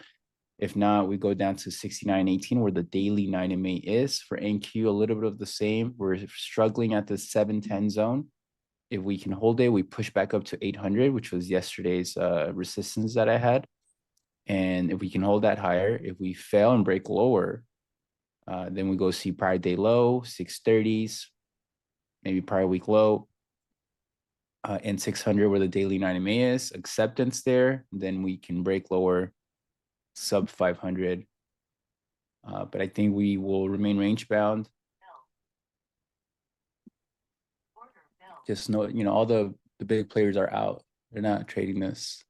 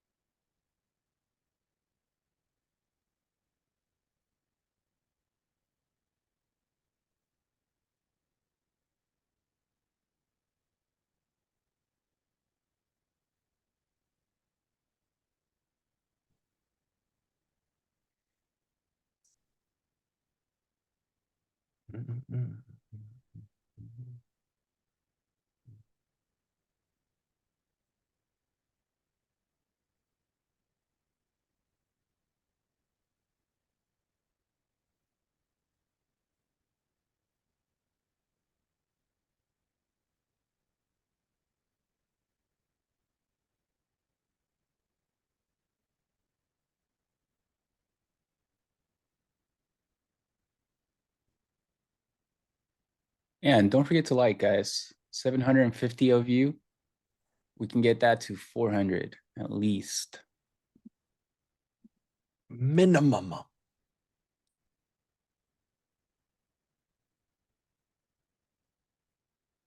time is it? We have 7 minutes.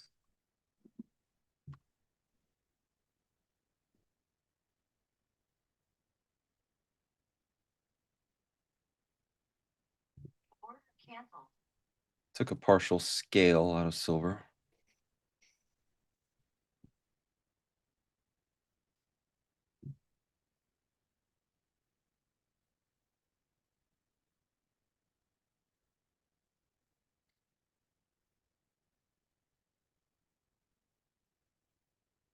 As long as it's a fiber optic, as long as it's an odd number of likes, as long as it's an odd number, it works.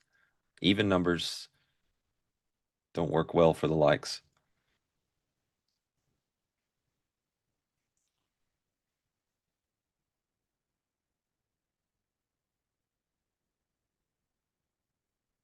Why'd you long silver with CVD initiating down, Merritt? Well, it was quite a bit of CVD initiating down, wasn't it, relative to kind of the price movement? So what does that tell us, chat? A good observation, John T. What does that tell us? Divergence to me. That's right, tactical. That's right, John. You already knew it.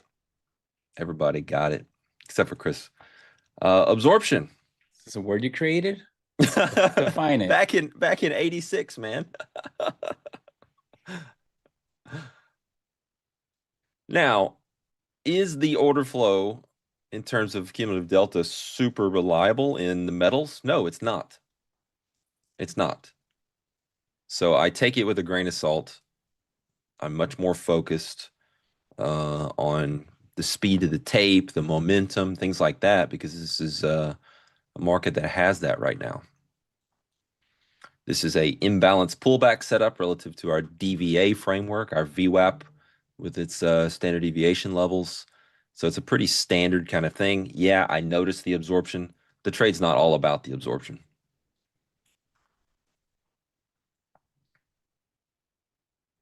So you're saying that because it didn't go down as much as CVD, buyers absorbed it as a result, or that is absorption because buyers Passively absorbed the aggressive selling. Yep. yeah, it's still a divergence. You do have a divergence here. You have a new low in CVD and not in price. You're right. What do some people call that? Isn't that a negative divergence or Yeah. hidden divergence or something like that? Yeah. You have a strong bounce from support on daily time frame. You're bouncing to now seek a lower high against the drop. So that's what you're playing here. I know you're scalping, but that's what I see. Until price finds a lower high, then this bounce continues.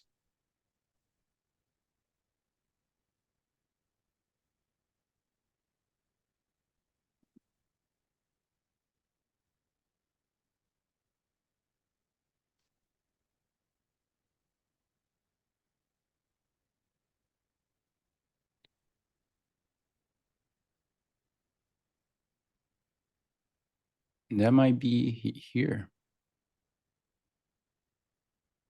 Yeah, we're bumping into December 28 support, trend resistance around 76, 16, 20 area.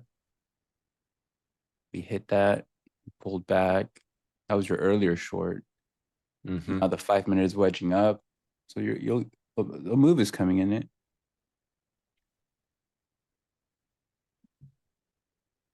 It's funny, both of my trades have aligned with the little algorithmic signals I have running on this chart as well.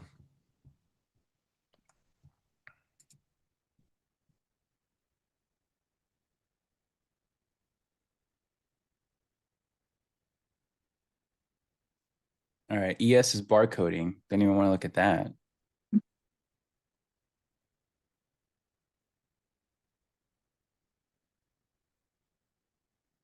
Q is weaker.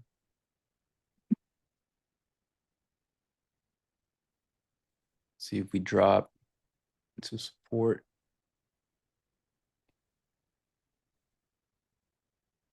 Will you be trading tomorrow? Well, given we have the Opteros launch on New Year's Day, I'm probably going to have to focus mostly on making sure the team's all ready for that on New Year's. I'll probably have to take tomorrow off from trading to do some real work. So you don't do that for a living. Interesting. Well, About 3 days a year, I have to do other things other than trade.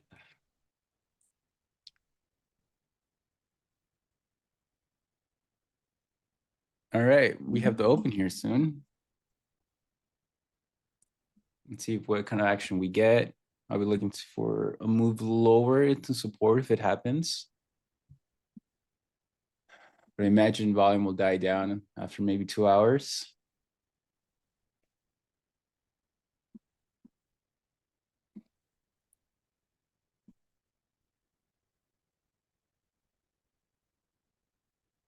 I would like to see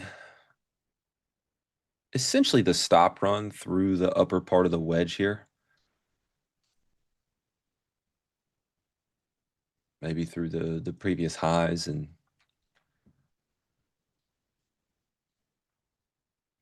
call it a trade.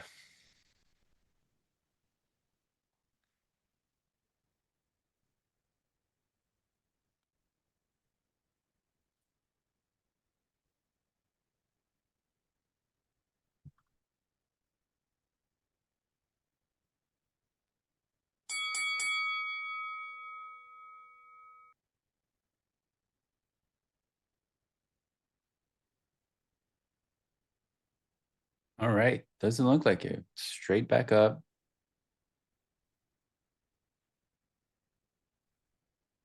Now to see if 710 can hold here, the zone. If we can, we know that we have a buyers want to take it higher. If not, we reject back down. And then maybe at that point, we put in a little bit of acceptance and move down to prior day low, 630's gap, RTH gap area.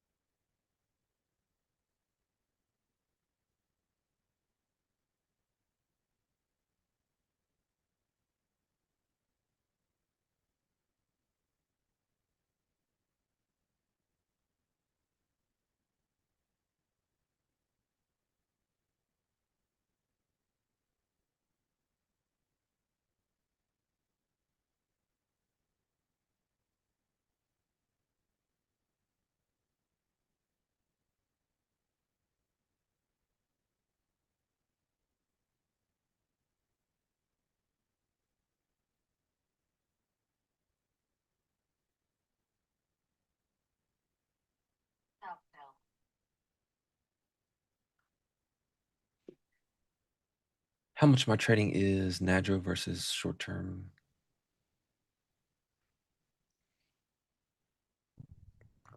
Well, in terms of focus, I would say it's kind of 50-50. In terms of number of trades, the short-term stuff has more trades just because that's the nature of doing that.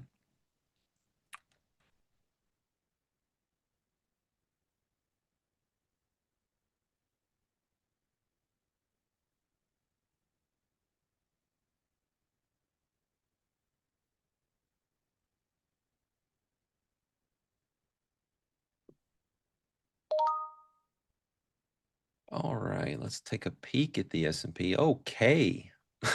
Don't go back. Don't even take a peek. Should we trade this? Check this out. Barcoding is a very appropriate term for that. Yeah, there's nothing to do here unless you're scalping a 5-second chart.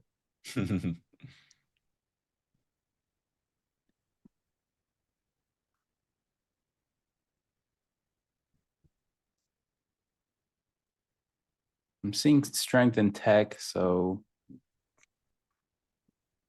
that's helping NQ have be stronger here. Cyclicals, banks are weaker. Industrials.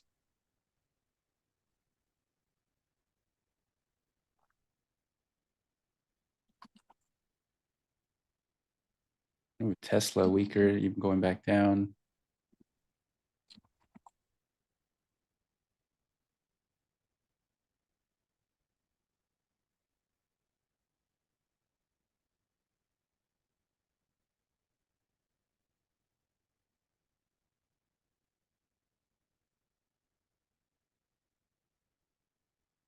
Guys, if and when we get single stock futures, that's all you guys will hear me talk about.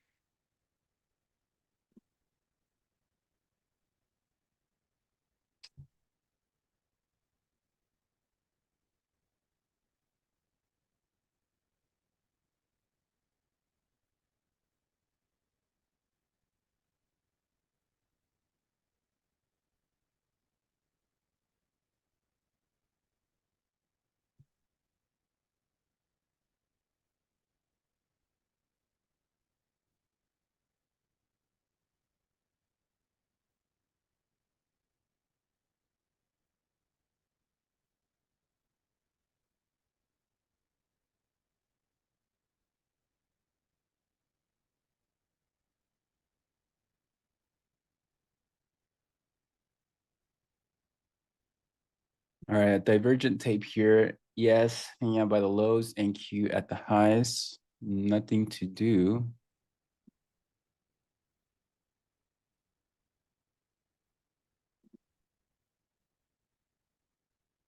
Let's see which one's saying the truth, which one's lying.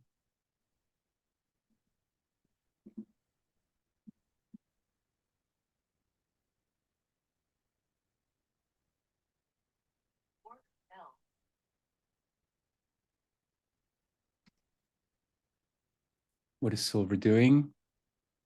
Oh, nice rejection from that resistance I brought up. It's almost like it works. Maybe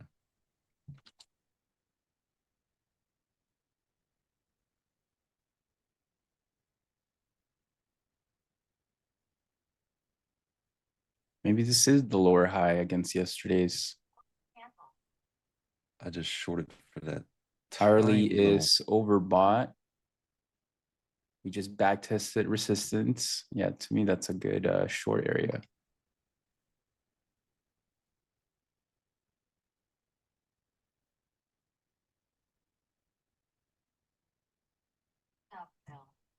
another scale out, then stop.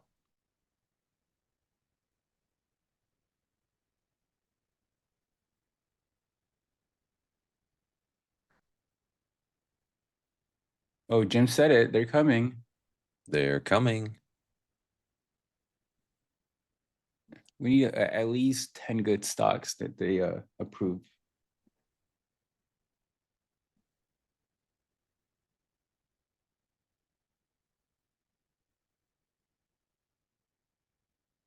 Single stock futures are just means that you're trading the future contract of that stock versus the equity, the derivative.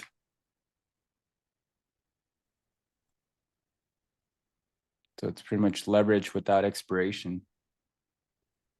Well, there is expiration contract rollover, but it's not like options.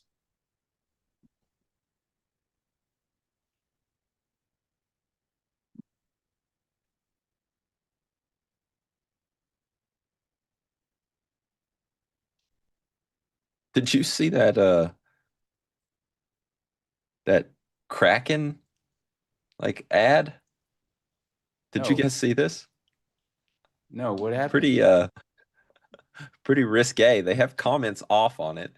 It's funny. I mean, it's like a SNL skit. It's like the guy comes in and he's giving gifts and he's essentially like, it's he's offending everyone with his gifts. We'll leave it at that. All right. On But I mean, YouTube, it's it's pretty raunchy. yeah. I mean, I wouldn't say raunchy, but it's a little racy. Oh.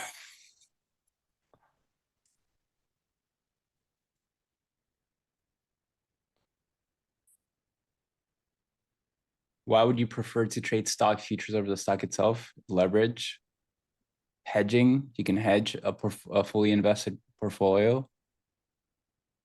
But most momentum traders will probably look at it as, well,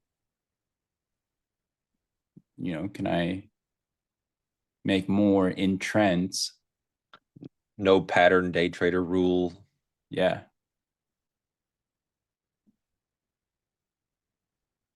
if they're releasing it, they've thought through the pros and cons that traders will be assessing.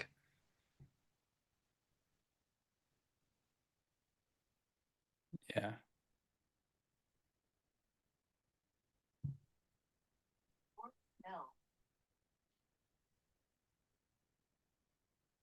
All right, so both back down now to lows.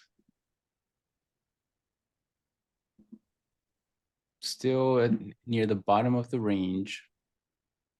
Rejected at the reclaim attempt of 710. You can see that here. Price tried to reclaim the 710 resistance. It couldn't in NQ, and then now it's at the low. So you can say, okay, maybe this now starts a downtrend into prior day low, which was stop it. There is support at 660s where we originally bounced from yesterday. I was able to participate in that reversal, but we had a fell breakdown of that into 648 where we have the prior day low. So if we can form a little bit of acceptance here, which we sort of are, create a wedge, maybe that starts to move lower. But I will probably miss a breakdown.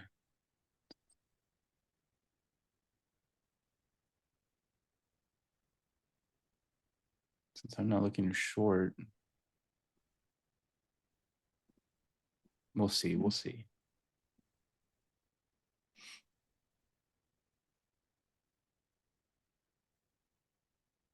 Yeah, that's really why they got it to get into that market. Zero expiration, that market's big. But if you can participate in that same sort of growth without the theta decay.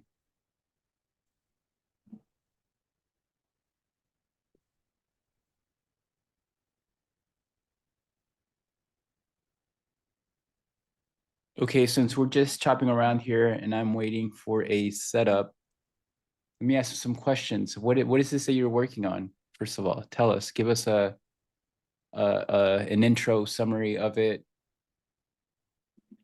whenever you can. I think you're not in a trade, but whenever you want. Oh yeah, I mean Opteros has been around for 5 years now. It's hard to believe. Myself and the small team essentially took everything that we've learned over the past 5 years and said, how can we do things that are better for the traders? How can we develop traders better? How can we provide what we used to call a tryout, right? An evaluation, the HR process we like to use to find traders. How can we do it better? And we've been thinking about this for about a year now and planning and prototyping and small test grouping and just everything. And so everything about Opteros is brand new. Our website, our dashboard for traders, the trader evaluation program, the fellowship program, which is a quarterly program we're going to run to literally hands-on train trainers, 2 classes of 15, or 2 groups or cohorts of 15, one of which is full scholarship, unpaid. So we have an application process where people can apply. We will pick 15 of those to be in the fully. They'll have the exact same program as the people who pay the $6,800 for it. So there'll be 15 people who pay, 15 people who get it for free on scholarship, and they will go through that program together over 12 weeks. And while they're doing that, they're also working towards being on the desk as well. It's not just training. The worst thing for Opteros is to just train people and then have them trade elsewhere. What Opteros is designed to do is to train people to trade for us and to be on our desk. And so that's everything that we're doing is about helping traders get onto our desk and actually, more so than chase a payout, really pursue a career. And that's what we've done. Fantastic. We're pretty excited about it. Now, questions for you. We I allow know. swing trading now, right? I know that was Well, something hey, that a lot of people that's why I'm wanted. asking. But before that, I know there are some others are maybe thinking, what is the sort of what is that the person, the ideal person look like for the scholarship? Who is that? How does someone know that they can sort of fit in there if they really want to pursue that route? For the scholarship, for the fellowship program, Yeah. I don't know. We don't have a exact template, cut out of a person that we are only looking for. And I'm also not going to give away all of the traits so people don't just skew their applications. But anyone who's listened to me for half an hour probably has a decent idea of the type of stuff that that is admirable with Opteros, and you can, if you want to reverse engineer it that way, you can go find me talking about stuff. But yeah, we're looking for people who, you know, have that intrinsic motivation. They're not just trying to chase a buck, they really love markets and they love the creative aspect of it. And I'm going to scale a little bit of it here as I have been doing.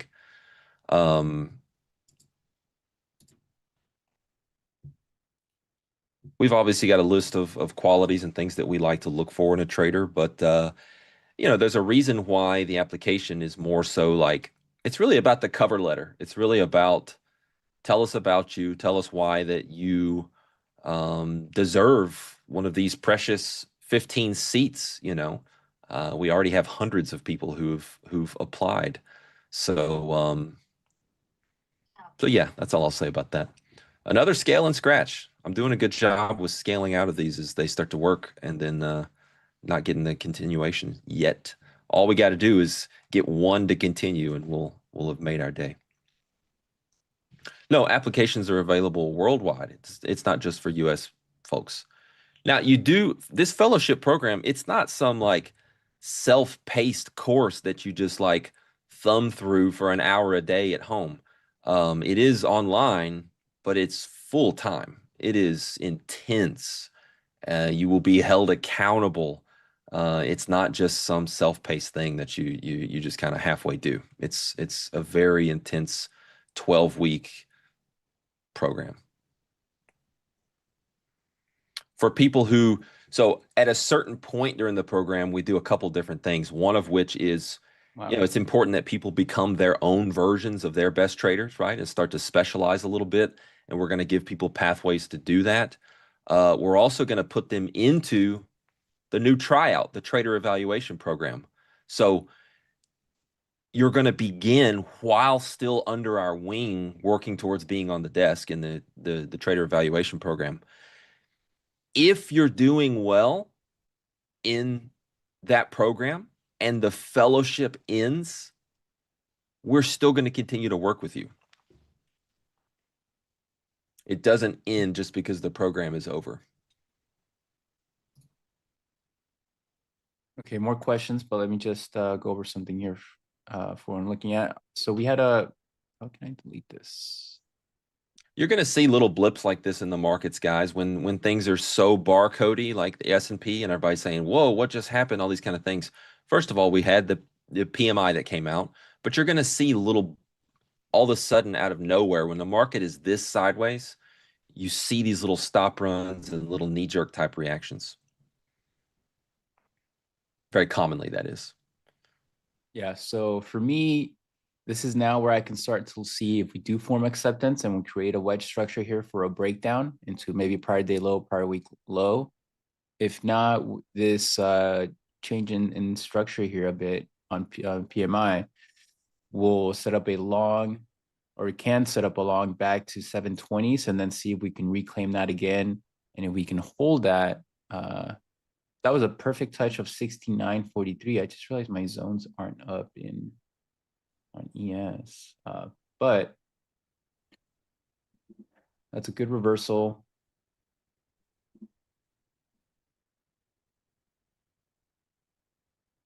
See if we can hold.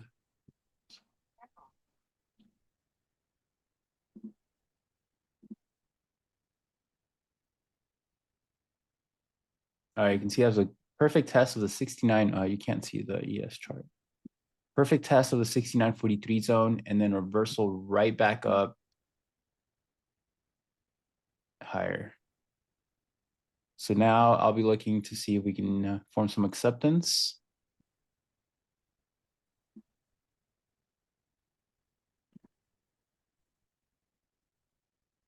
All right, and we're back to the top of the wedge resistance. See if we remain range bound or we can form some acceptance and peer hold and then push out.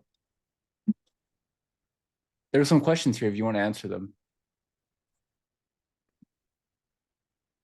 Oh, what do we got?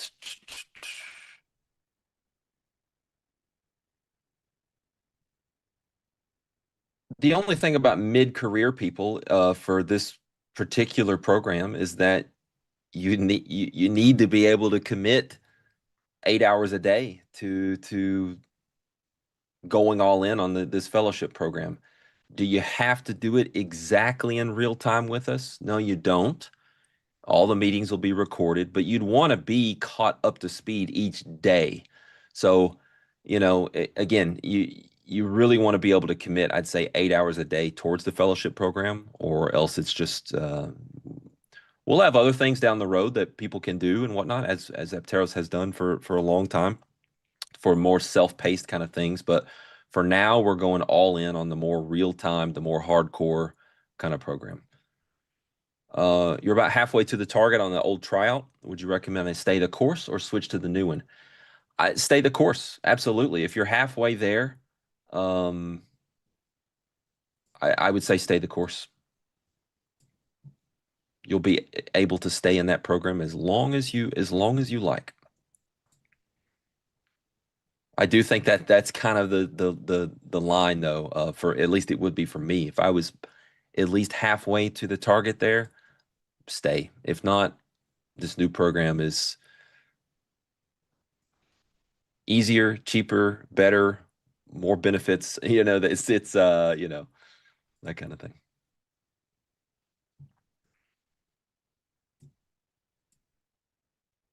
I'm very interested to see how the whole multiple accounts things goes, and I'm really excited about that because it's really important. Like as a pro trader, 2 accounts is really important. You need a swing trading account, a longer term stuff, and you need your day trading account. And those need to be separate accounts so you don't get confused and the average positions don't get messed up between your 2 strategies and things like that. So yeah, just go to apterostrading.com, guys. You can get to all the links on our yeah, you can there's 100 different ways. My Twitter bio, all that stuff. You can find it.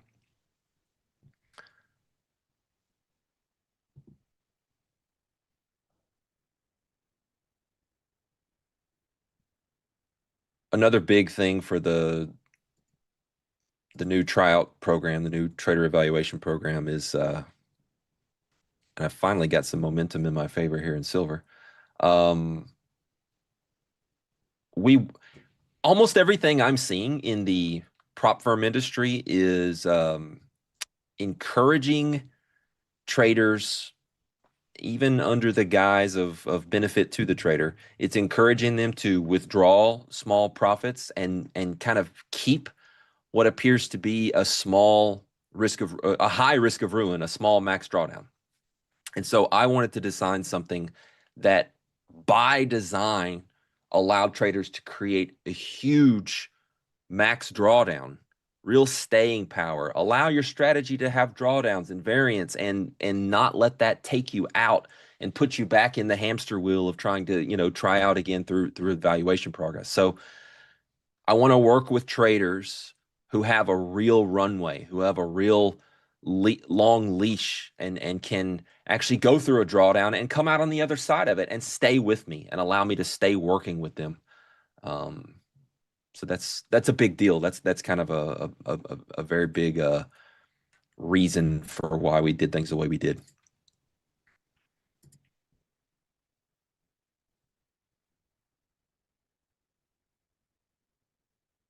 So technically, going to my trade here in silver, this is it's a rotational intraday market.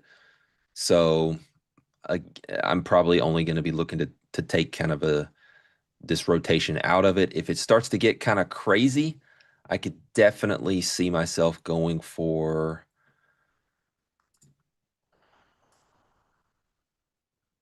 this zone, right? Stops above this 1, 2, 3 kind of swing high area. It's not a great high. It's a poor high on the market profile. So that would be a perfect trade. If I start to see problematic signs before there, I'll take it off. I'm not married to this trade. Not if we go back to, I know somebody's asking about delta. Yes, that is delta on the bottom. Not a ton of buying on this leg up here. So noted. But again, metals are finicky with delta.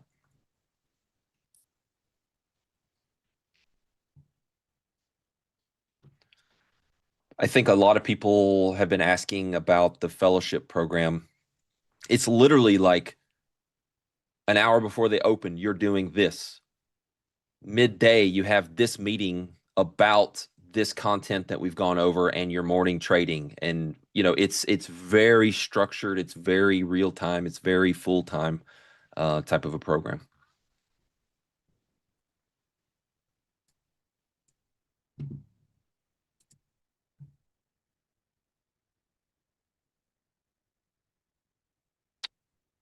All right, so both ES and NQ are back into London's high. If we are to be range bound, we should reject from here soon. If not, we have 790, 800, which was yesterday's morning high, as the next area of interest. And but we don't have any acceptance here for me to participate in that long. So no setup for me here. Now we'll continue to wait. There's really no way for me to manage risk. I don't really trade this 1 and 2 candle consolidation. So I'm just going to wait. I am interested in a short up here.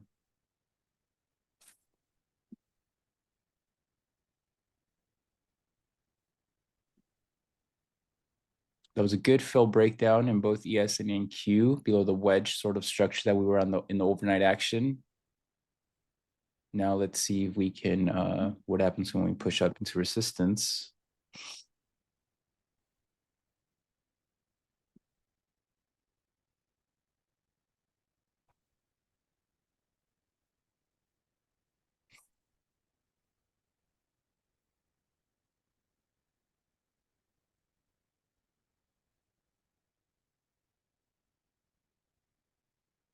Hello, buyers. Look at the as Chris says, changing character, except on the tape compared to what we were seeing this morning or overnight. Yeah, things are moving now.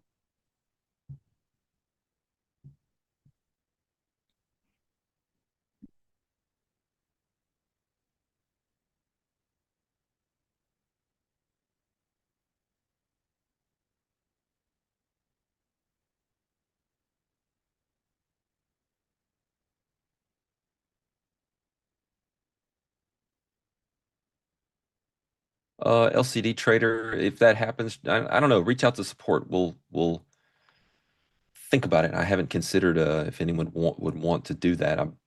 The answer is probably no. We just don't want to get too complicated with exceptions and blending different rules and environments and systems, but we'll consider it. Email us if we cross that bridge.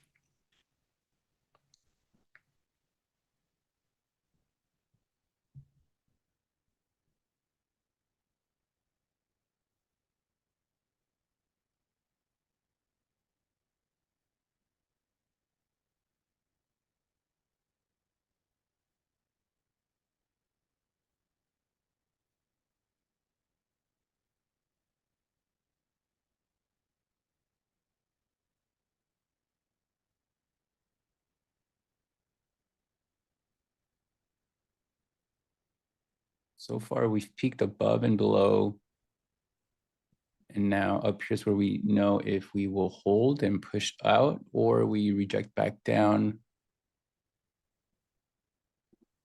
Stop.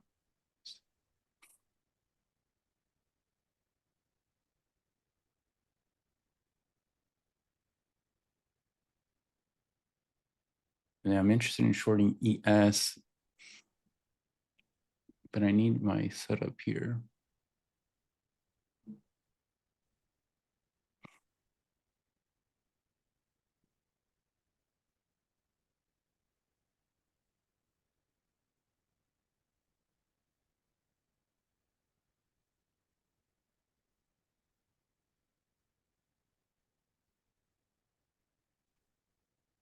So I need the higher low to come in into the black moving average here, the 9, because if that fails, we have our high and then our higher low into the 9 MA. If that 9 MA higher low fails, then I know that's when the new uptrend attempt from this move can fail and move back down. But I don't know that yet until we form the 9 MA higher low, since that's the trend structure that I focus on across all time frames. So if somebody, shorted the highs, they have maybe different parameters and they're already taking partials here on this rejection. And then because I'm more of a higher time frame trader who uses like the 2 or the 5 minute for entries, I have to be patient here and wait. Okay, so question on the swing trading side.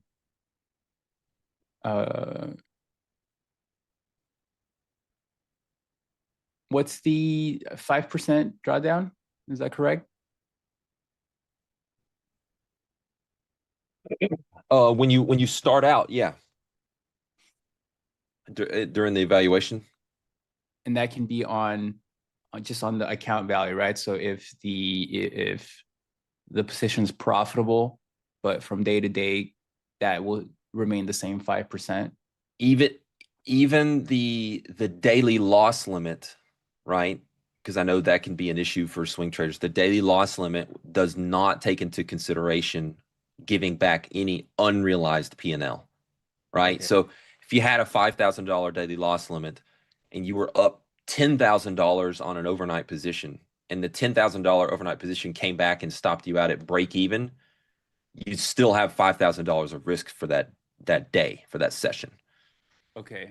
We're not penalizing any swing traders for unrealized open P&L, because isn't that kind of that is how swing traders need to operate, is they should be comfortable giving back open P&L. It should be a part of what they do. And so we would never want to penalize someone for giving back open P&L. Yeah. P&L volatility is just normal. Yeah. So that means it's on the overall prior day account balance, or that you're measuring that 5%? Yeah. During the session reset, during the Okay. exchange reset period, we'll calculate a new max drawdown or new DLL based on all those values. Okay. Oh man, so if a position does not move in the first 2 days and you're down a bit, that could already hit your 5% drawdown. That's right. Yeah. You need to size positions accordingly.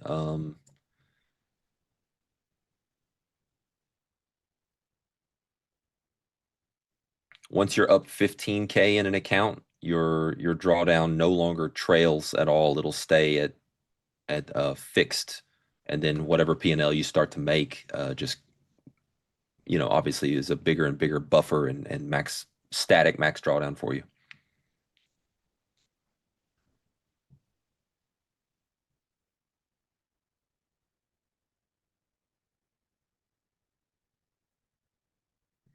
Yeah, so Mr. OSU, we have a lot of applications to pour through, and we don't just want to gloss over them. We want to really give them the attention they deserve.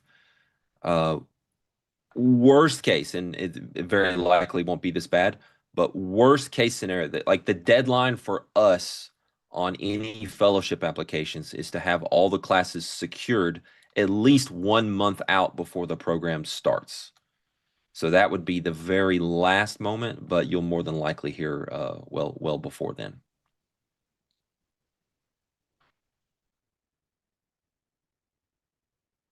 My outlook on silver.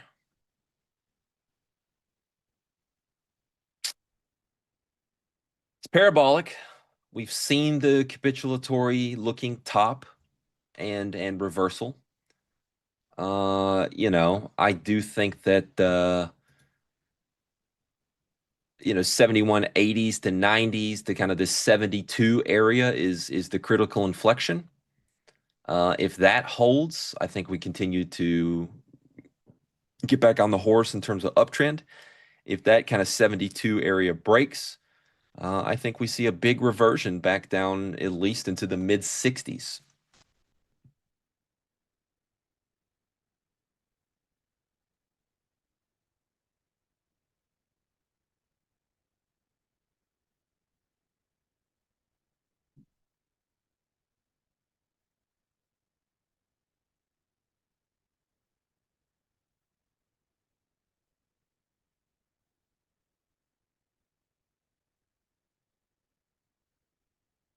Oh, you guys can't see my. All right, so I took a short when the higher low failed in ES or MES, and I'm looking to see if this will remain rotational day. I have a partial set down here. We didn't get the acceptance that I wanted. That can form now, so I'll probably do a manual exit if we do, and we start to hold up near London highs again. But if not, maybe we do get a rotational day. We continue with that and we move back down.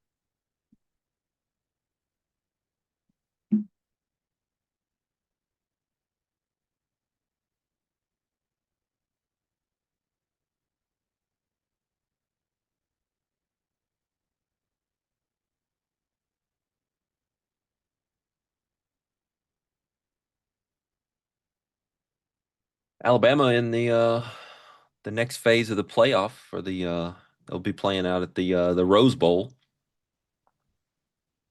Where that Pasadena is, how far away is that from LA? Do you know?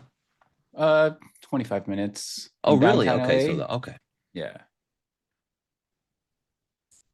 We're taking on the #1 team in the land. At the Rose Bowl? Mm-hmm.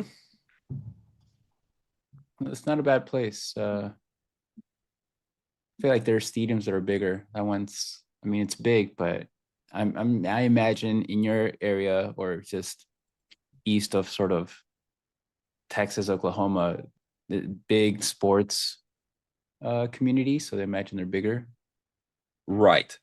But the setting and the history and everything of that place out there is super, super cool. It's not about 110,000 seat capacity.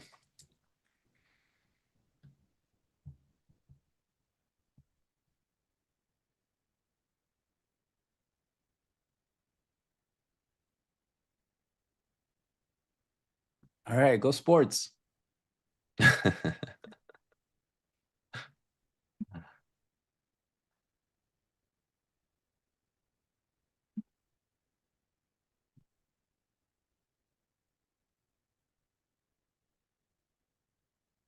Yeah, I feel like I already told you, PBH. If we hold 72, my 1 month outlook, I don't make predictions like that. I think as long as 72 is holding, I would lean long, and that's all I can tell you. I don't have any targets, or I don't use fib extensions or any kind of areas like Not the moon that I would cycles? tell you to look for.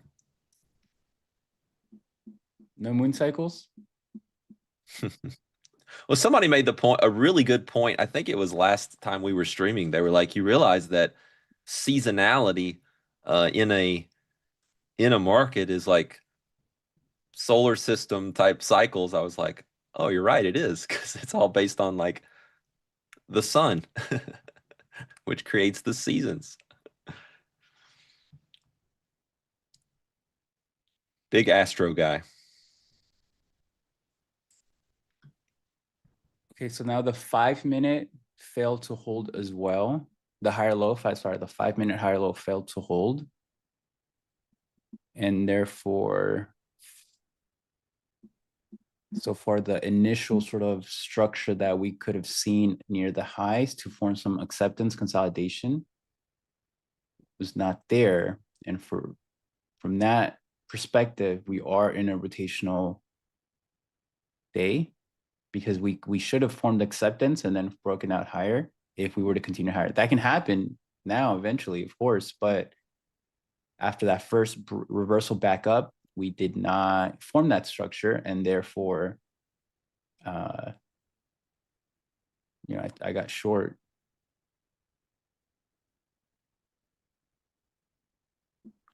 We'll take some off here. Where's half hour? Nice short. Love that on a day like today. You get what appears to be the break that everybody gets excited about. Finally, range expansion. I think fading is the vastly superior play there. I took some off right around half R, just because I'm still, it's, for me, it's an aggressive short. I know you probably saw that high and you saw the flip from buyers to sellers. It's just hard for me to consistently take shorts in an uptrend.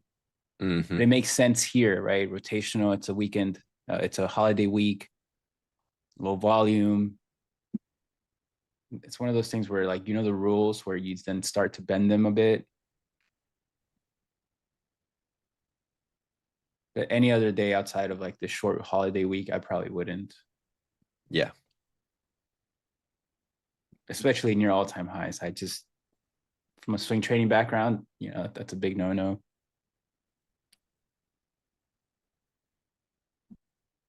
right, well, I took 1/4 off just to bring size down. I'm gonna move my stop down to minus 0.5 R. That way I limit any potential loss on a bounce. And then I'm gonna be looking for, I don't know if we go to new lows. Maybe at this point we do now. We go to prior day low. But let's see what happens here.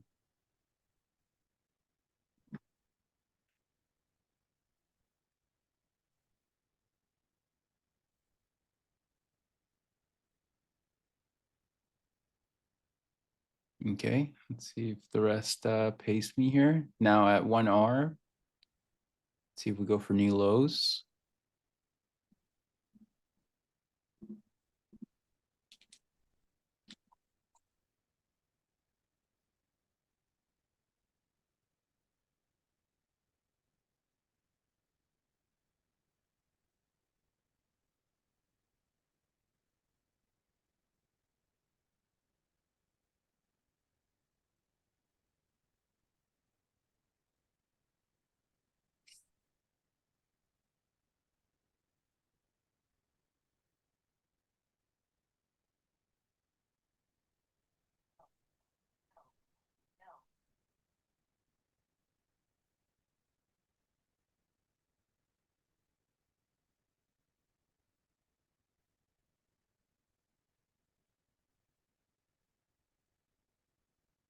Yeah, we get, those fake outs make sense in this environment.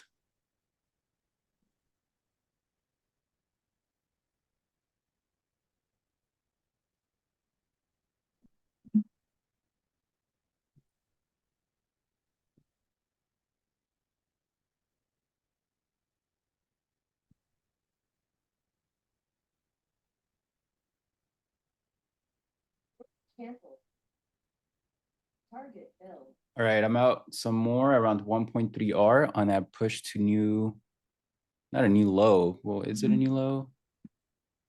A new low since last night. I'm holding 1/4. I'll do a stop at break even. So buy stop. All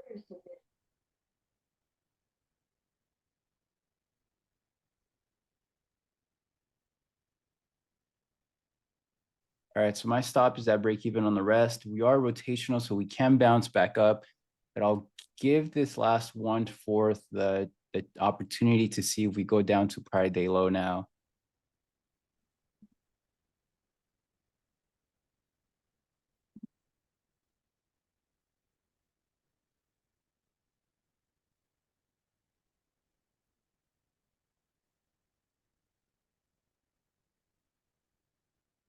We'll just see. And that'll probably be my only trade in this range. Yeah, this is an indicator that I created with Ninja that shows my sort of risk reward on the trade. I have my entry, my stop, the R multiples. And yeah, it's pretty great. It's on you can find it. Oh, actually they can share on the chat. There you go. It's the Chris RR indicator. Fantastic tool. It goes right on after I make a trade. So it helps.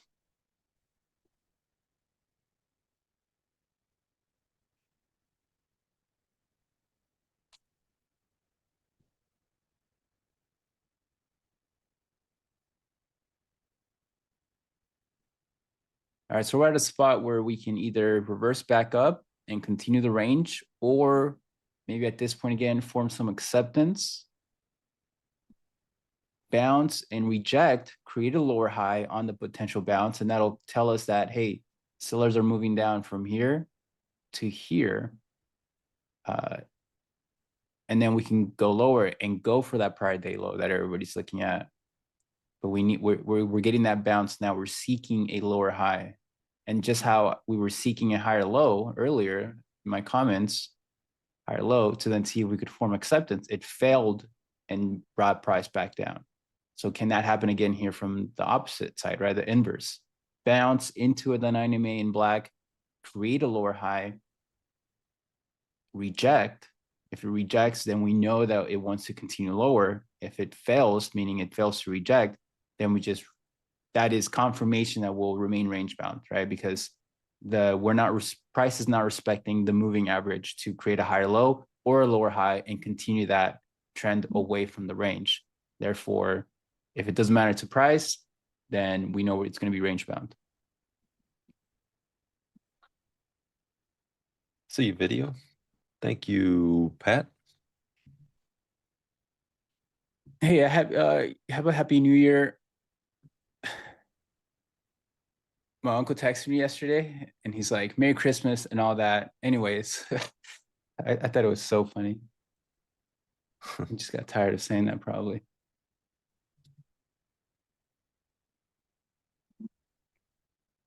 In silver?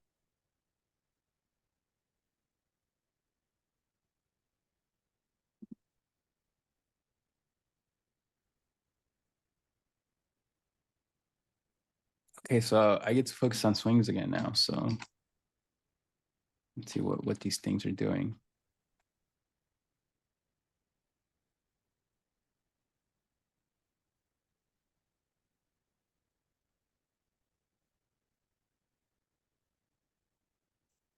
Amazon, I don't think it'll break out of this base here, guys. Look at that beautiful stage one base. We'll see if it does or not. Market is a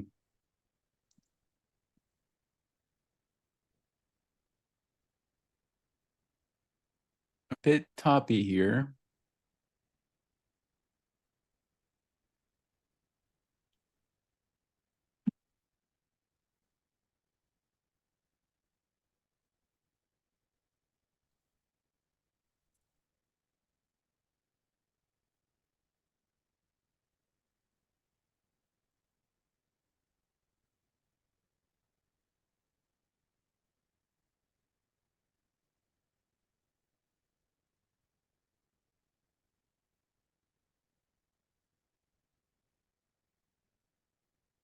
Yeah, that's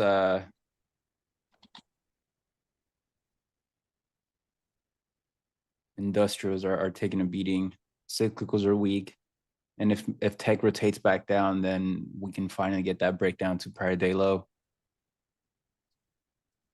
I wouldn't expect much though. We're I think after an hour in, we'll probably just the volume will die down.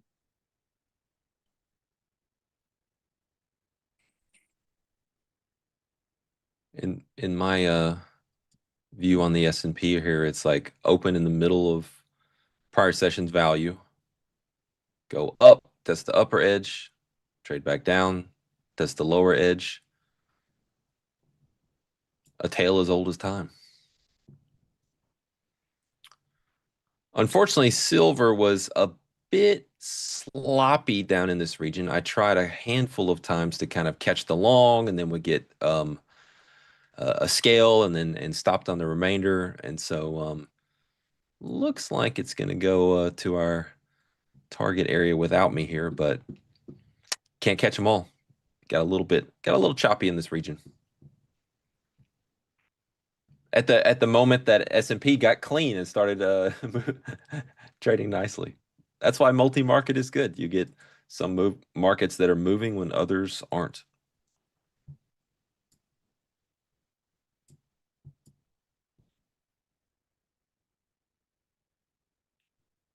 And now let's see if we can continue to build some structure down here to have more information that we are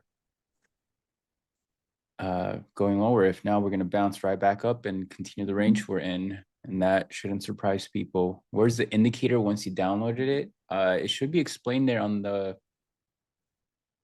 page, no? But you have to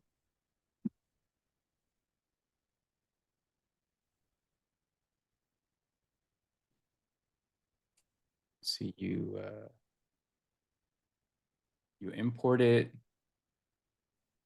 and then it should be in your toolbox, I think.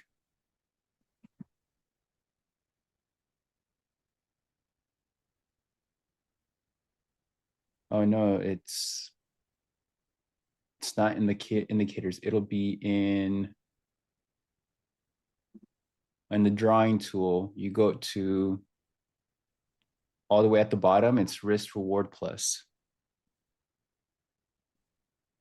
And then you can select that, add it to your toolbox so it can remain there forever.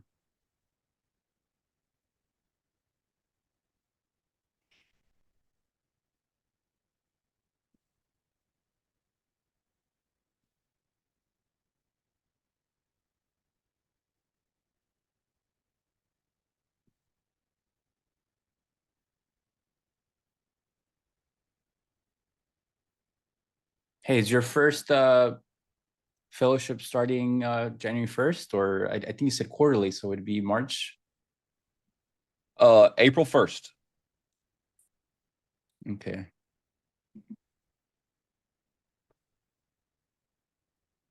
Will you share when the membership is full? Yes, we will.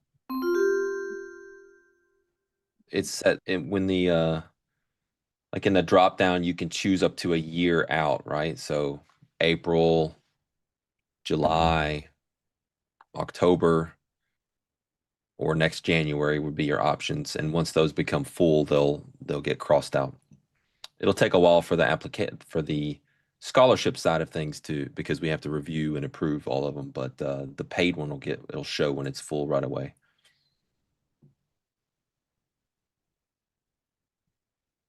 You guys need to meet like a DEI quota. I can be the Hispanic person in there.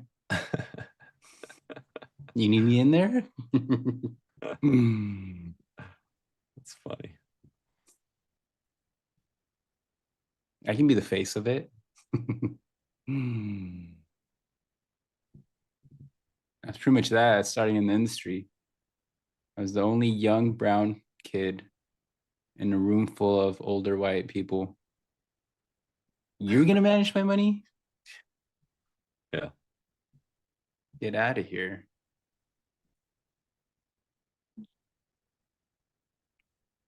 Just slap Los it doesn't Opteros. matter who you are. Just slap the track record down on the table. That's all that matters. Yeah, really. That's the beautiful thing about markets. Well, you need your first seed money, and that you need somebody that trusts you, that knows you outside of that performance. If you don't have that great of a performance or you don't have much. I didn't have much when I started. There was this client back then who loved my story, loved what I went through because he went through something similar. I was able to convince him to give me 1 million bucks. I made 64% that year.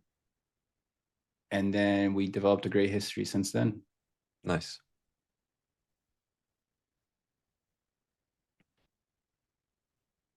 All right, so guys, we're seeing what I'm talking about here. We bounced and we're rejecting now. So we need this rejecting or the rejection to stay and drive price lower now. If we go above the recent lower high here that we put in, then we know that price will have confirmation that it wants to remain range bound. Until then, this is a little bit of a change in character. Why? Because earlier when we were looking for well, actually, we can go back to even before that. The earlier bounce here, we bounced back into the 9MA. Instead of creating a lower high, what did we do? We shot straight back up, right? So we're just ping-ponging. We then come back into the 9MA again here from the upside, where we need to hold and create a higher low. And guess what? We failed again. So more ping-pong action. Well, guess what we're doing here now? And this is a change in character. We bounced back into that 9MA, 20 EMA area. Guess what we did now? We rejected. That is a change of character inside this ping-pong range action. And now that's a piece of information that you can rely on. Because that is, price is telling you something. So now the next step of the sequence would be, as long as we can stay below this last lower high that we put in, then we can build structure here. We can form some acceptance, get a wedge going, and then break lower. But again, if not, then we go back up, and it's a if then now situation really for me for everything. Yeah, and like it up, guys. Oh, 301 likes. That's rookie numbers. Got to get those you can't numbers see my up. chart. You didn't see all of that. I moved it. Guys, help me out here. Production.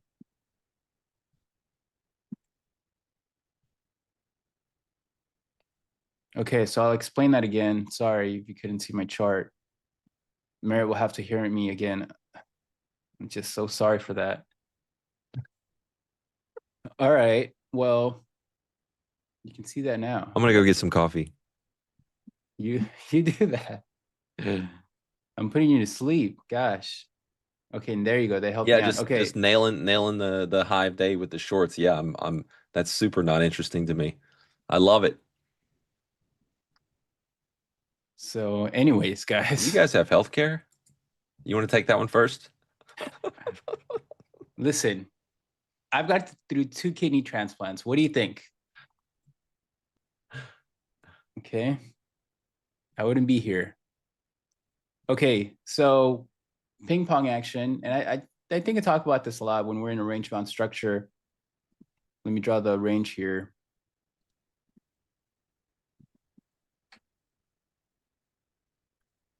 So we bounce from this earlier low at the Tesla 43. We bounce into the 920 EMA where we typically see a lower high. Did we reject? No, we continued straight up. So that's ping pong action. You're just moving prices. The comment that I made is that price is not respecting the moving average. Until it respects it, that's a change in character. We moved up into the top of the resistance. Actually, we went a little bit above London's high. We came back down to now seek a higher low into the 9 EMA. Guess what happened? We did not hold and bounce back up to build structure. So again, more ping pong action. Now we're back down here at the lows. We now bounce into the 920 EMA, this black and blue, this red cloud. And guess what happens here? We actually reject. That's a change in character. You now have price telling you, which is the most factual thing on the chart. It's now telling you that sellers are showed up from here to here. And now as long as that can hold, now look, this bounce here can easily take that out. But if we can hold that, now we can build structure here. We can form a wedge, consolidate, form acceptance of the 69.43 zone, and then break down to prior day low, 69.30s, etc. Maybe the daily 9MA into 69.18. But you need to see that, or that's information that you see to sort of give you a step-by-step update, right? Because that's all it is. The trend structure or the market structure that the market follows, it's a never-ending cycle that repeats over and over and over again through all time frames. And you just have to follow that. So technically, I can move my stop down below or above this last lower high, because if we are to continue lower, we should not move back above it. If we do go back above it, then we're going to confirm the range bound action. What I want to see now for the short that I have on is some consolidation down here. Where is this? In order to form some acceptance and then break down. And I won't repeat it again.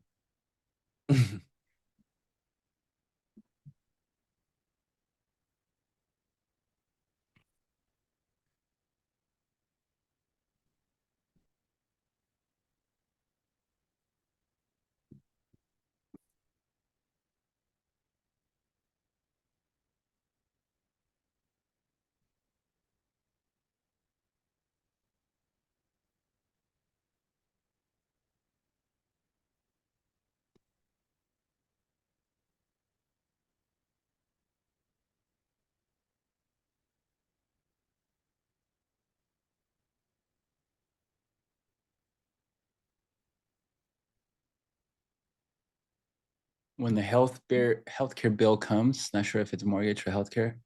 Yeah, look, my transplant surgery was $1 million. So I know what those bills look like.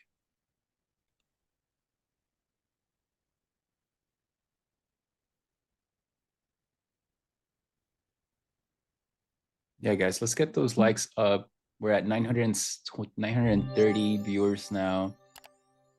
370 likes. That means we can get to 500 here. I'm using the 9 EMA, which is this black line. The cloud, which is it's the 20 and 50, sorry, 9 SMA, not the 9 EMA. 9 SMA.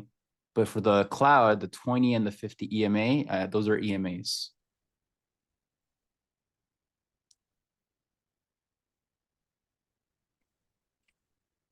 Yeah, healthcare is, and I'm on the 2-minute time frame.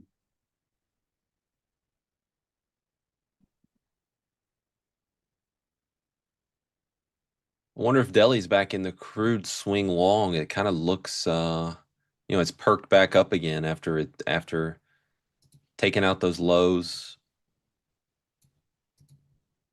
from back in October. I think as long as it holds that kind of 56.80, looks pretty good for swing long. Speaking of oil, you watch any shows? Like, are you into that? Any shows? Yeah. Historically through the years I have, yeah, I've been too busy to watch any say over the past year, but yeah. What you got? Yeah, 6. Landman. Landman's a good oil show. Is that the one with what's his name? Billy Bob or Yeah. Yeah. I've seen the commercials for it, but no, I haven't seen it.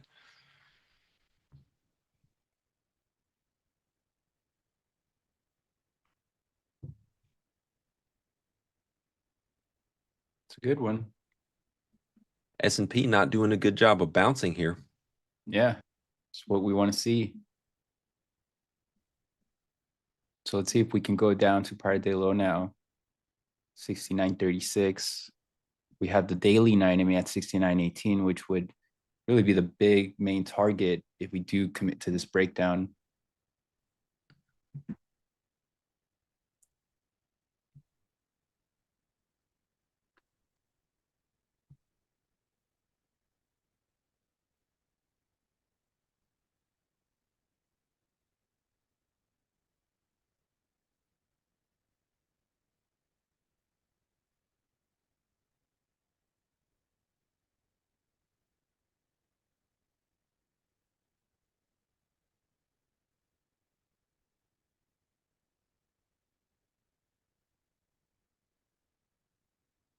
So I'll just trail that for the rest of until it stops me out above that lower high or we break down.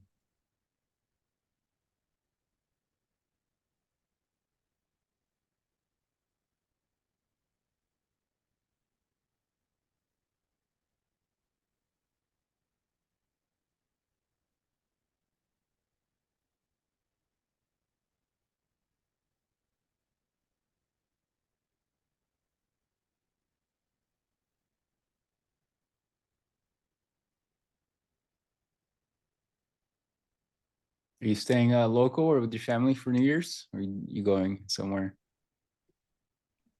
Oh, for New Year's, we will, yeah, we'll be around here.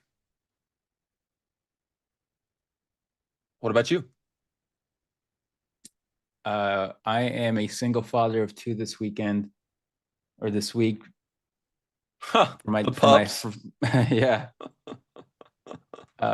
My girlfriend is she's out and about and left me stranded here apparently. All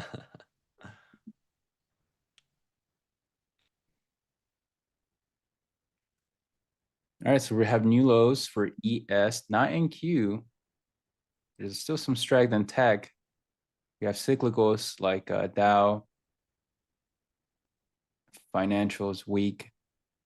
So let's see if we can commit to lower prices here.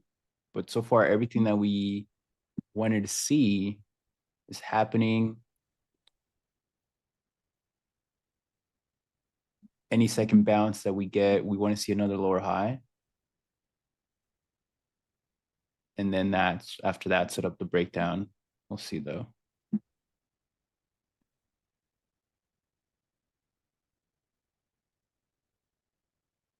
Six, you do it manually. So if I go to, I have it in my toolbox, but when I'm in a trade, I place, I put the cursor where my entry is here, and then I put stop where I want it to be here. That's the tutorial there.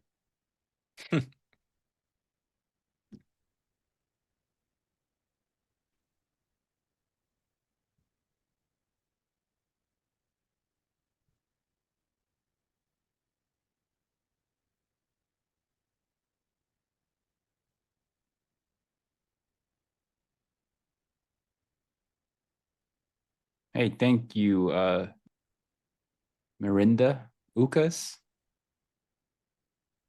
Yes, it is a modified fib tool. That's how I originally had it. I created, I used the fibs to modify it, and then they were able to help me create this so it's fixed. Makes sense.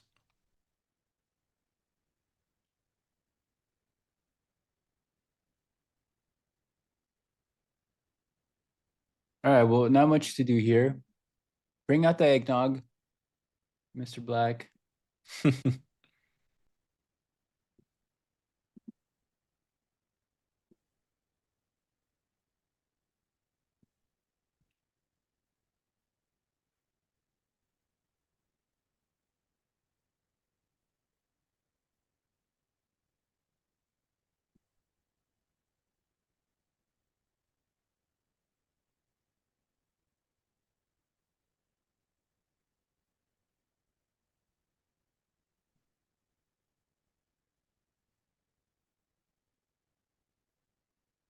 All right, so we're attempting to bounce back up. We want to see this next bounce attempt fail.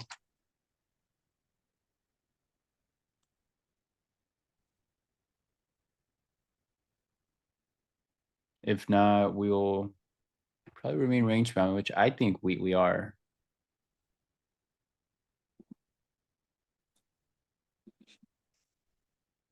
So there can be a reversal attempt here, but it's probably my only trade here.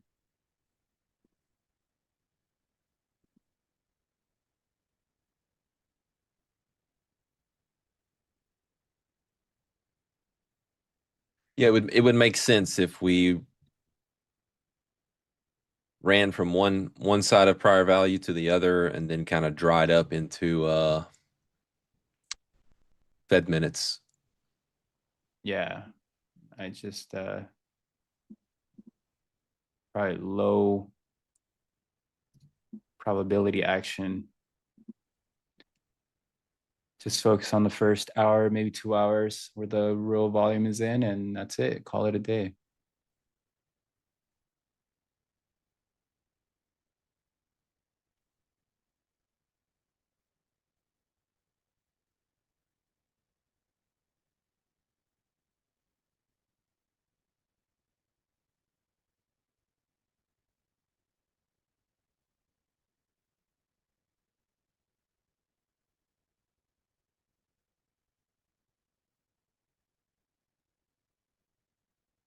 That'd be pretty cool with 6 if we can do it automatically. I wonder what that would look like. Yeah, if you could just get it to read where a stop was relative to average entry. Yeah, that's probably a parameter that you would have to set up, Mm-hmm. like a 30-point average, and then you can adjust that. Would be a cool one. Do you have any big goals or plans for your trading, or are you more focused on the business side of it? Into the new year? Yeah, Oh, I've always got goals and plans on the trading side, man. That's be better. what fuels everything is, you know, and I think kind of makes Opteros unique and different is that we are truly kind of like not only myself, but the anyone you would talk to on our email support team, like just anyone, we are first and foremost traders. That's what we do here. So absolutely.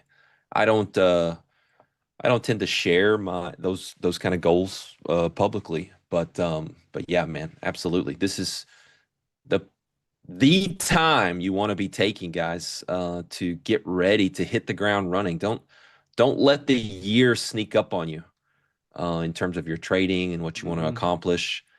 And it's actually the one time a year where I'm all for outcome-based goals. I'm really, really anti outcome-based goals on a day-to-day process, week to week, month to month, kind of grinding and trading. Everything I think, and try to get my traders to focus on is the things that they can control. Only focus on the stuff that you can actually control, and other stuff will take care of itself. But this time of year, I'm all for, hey, set you a BHAG, a big, hairy, audacious goal. Take a look at the things that you want in life and the things that you want in your trading in terms of outcomes, and set those BHAGs. We finally got to the little target area in silver. As I said, I wasn't able to be a part of it, but what it's doing. we took a couple nice little scale outs today in Beautiful range bound action. yeah.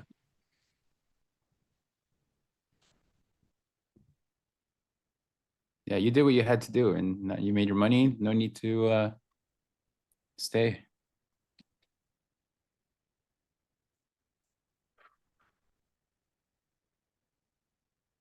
Quite the reaction from there so far.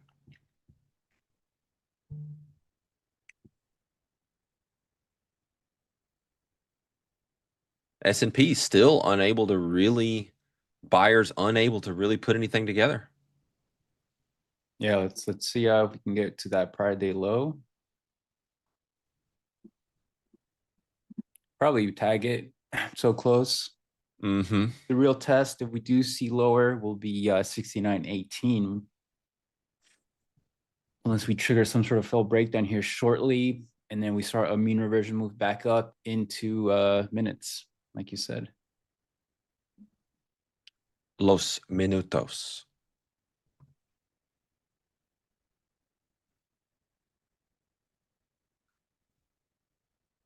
Los minutos. Mm-hmm.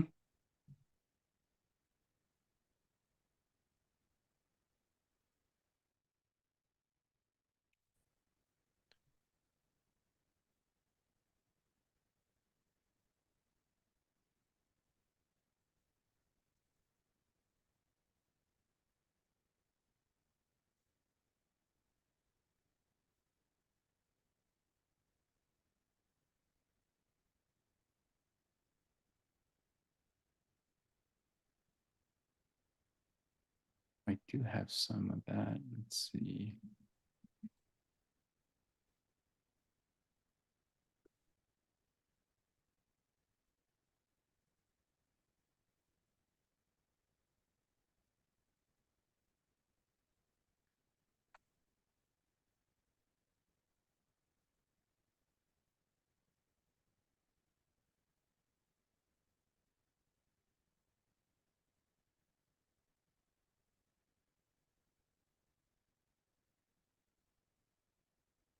All right, so this is where we can potentially see a failed breakdown here of this little consolidation here.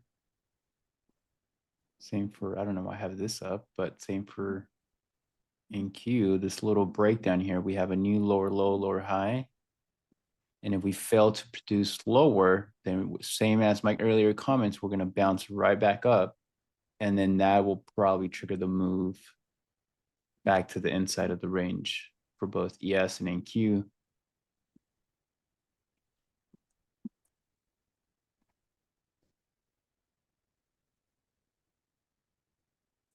Not really much to do here. Yes, There's reload a it. question for you in the chat. Do you use the same basic entry criteria and techniques on stocks? Yes.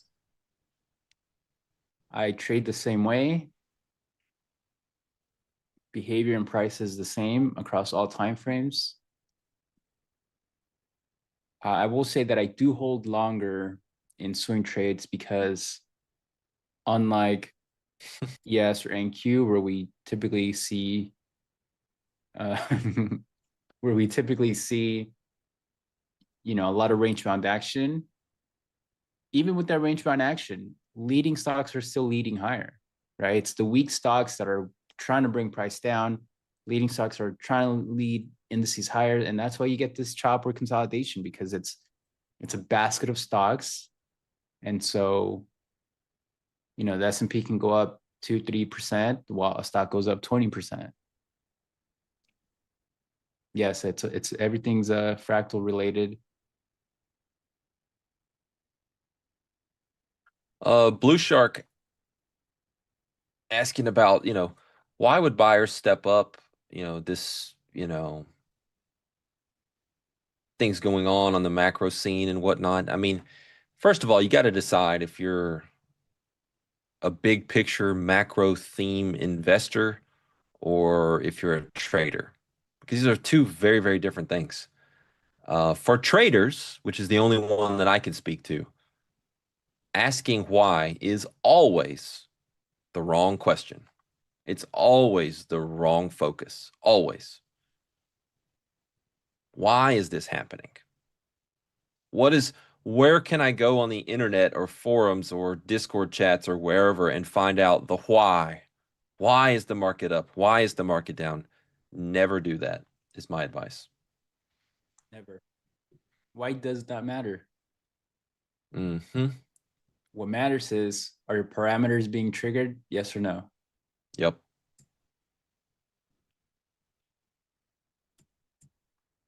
If you start thinking why, you're going to start thinking you know better than the market. Why And does then, NVIDIA keep connecting going to up? some bias that you're going to latch on to and continue to Yeah. invade what's in front of you. What's, like I like to say, trade what is, not what you want to be, not what was yesterday, not what you think should be, not what someone says. Trade what is. And that's easier said than done. It's very, very easy for some type of bias or external type of factor to invade what should be you and your process, right? It's tough. every time I see Chris put on a trade, I want to fade him, right? But I have to really be disciplined and not take those type of those trades consistently. Well, both can work. The retracement and a long that I put on, you can make money on while I'm still in the trade Sure. to eventually go higher. We've done that. You and I have done that on stream. Yeah. Yeah. I'm just, I don't, obviously we don't trade the same, but I myself am a hourly trader. I'm looking to capture hourly trades. So if it doesn't happen in the 2-hour stream that I'm in, I'm still looking for a trade that I can put on, take partials, and then hold for the rest of the day.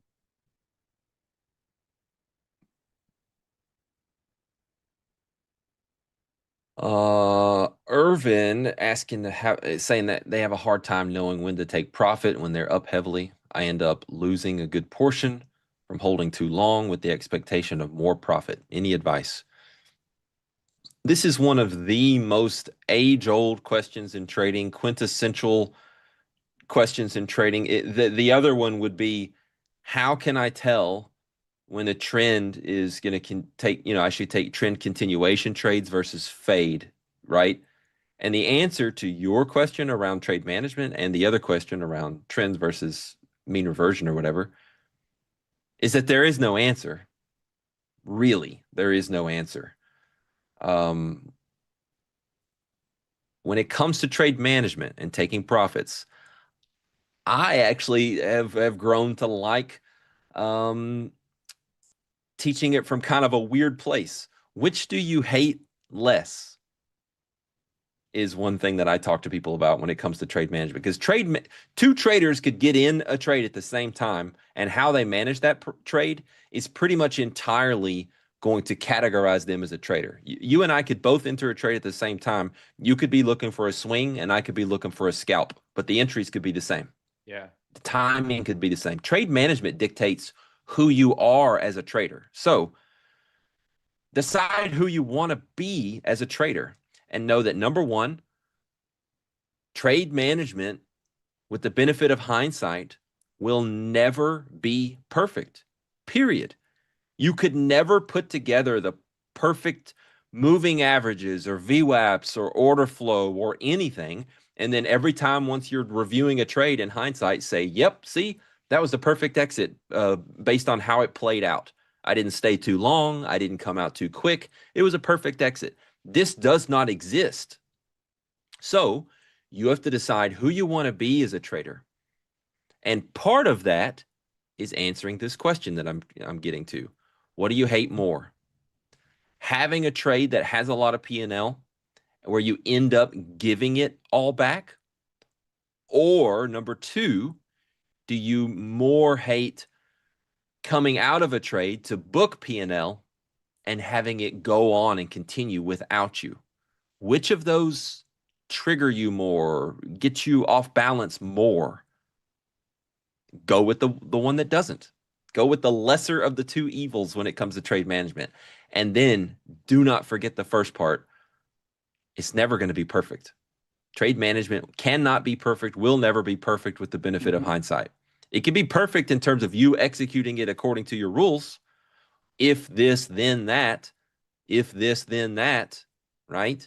There could be different phases to it. Like for me, if I'm in a rotational type of trade, a mean reversion type play, I manage things a certain way. And if it transitions to a trend type play, I can, again, transition and switch my trade management tactics to that. So there's no perfect way to do it, but what I'm telling you here is really, really solid advice. It's never going to be perfect, and it is the main identifier of your personality as a trader, your style as a trader. Trade management's the biggest factor. So it's a big deal. And here we are with some fresh Christmas puppies on stream for your viewing pleasure. Yeah, good questions, Alex. Ask me that question on Friday. I'll answer it then. Don't have enough time to answer that as we transition out. But to summarize the last part of my trade here, I shared a bit ago when we were breaking below this sort of structure here, that we had a low, lower high, and we needed to see a rejection back from the 9MA to new lows, right? Even I covered that in NQ here. Failure, and this is going back to the ping pong conversation, failure to reject then from the 9MA and create a lower high, we would trigger a reversal back up into the top of the range. And we're seeing that now, right? This is a failed breakdown 101. We consolidated. We didn't really form the wedge that I was looking for, but it's still a consolidation. We broke lower. ES did make a new low, so we had a divergence there between ES and NQ. We had the first lower low, lower high, and then we failed to continue lower. That is a failure on the new trend to continue lower. It's just that, it should be sort of very straightforward. And so that triggered the reversal. Same thing happened as my short earlier. And that's it. That's the last of my trade got stopped out at, I don't remember what that was, but above the last lower high. And that's my morning. Nice trade. Thank you. You too. But that was the long setup right there to take for a push back up in this rotational market. No, Alex, there's more to it. So ask me on Friday and I can touch on that. But it'll add on to the question, or it'll answer a bit the question that was asked on. Oh, Blue Shark didn't say it, but Merritt touched on it. One was how do you know when to take partials, right? Yeah, and then your other comment on that was, when will the trend change? And I have an answer on that based on structure, but it'll take too long for me to answer here. Well, the point that I had was, you have an answer for that, for your process, that you feel that you've optimized in a certain way based on understanding of markets and whatnot, but you would be the first to agree that, like, it doesn't always look pretty in hindsight, right? Yeah. It will be the moment that takes you out, and it keeps going, or you won't quite get an exit and it'll come back on you. No matter what you choose, you're going to deal with those things. No matter what your style is of placing a stop, sometimes we're all going to get top ticked, bottom ticked, right? These are things that, like, as you mature as a trader, you realize they're just part of the game. It's just part of what you're doing, and you manage those expectations properly. Yep.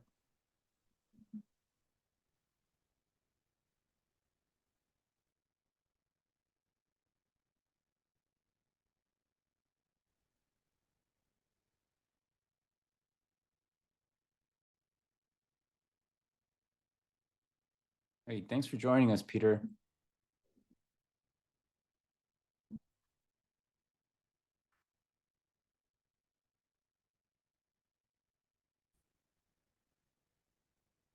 Yeah, dividend. I would say stop at break even is very tough, because it depends on what type of trader you are.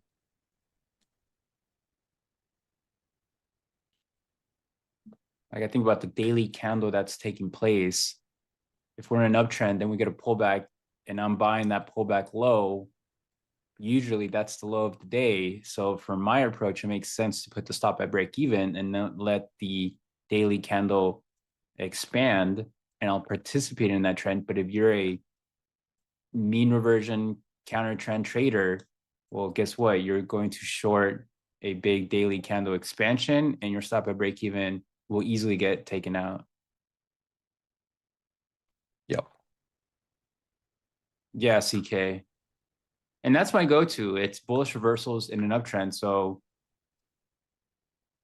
that's pretty much the ideal setup on a long, similar to the short that I took.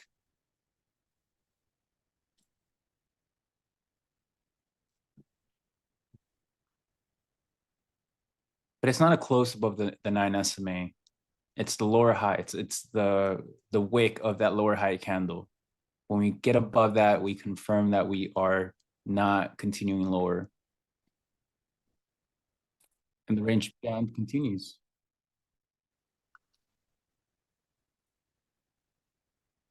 No, All right. no local. Hey guys. Good morning. Good Morning. morning. Max, you good? I'm tired. Can you tell? Can you tell? Can you I guys tell? wear my Do I need these? sunglasses Dude, at I'm in a, guess where I am, chat? You'll never guess. Oh, I think they got a photo somewhere. You do look like that Matrix guy. They got to pull up the photo. Miami? No, it ain't Someone Miami. said Jim's basement. I finally got out of Jim's basement. Yeah, there In you a room go. with a computer.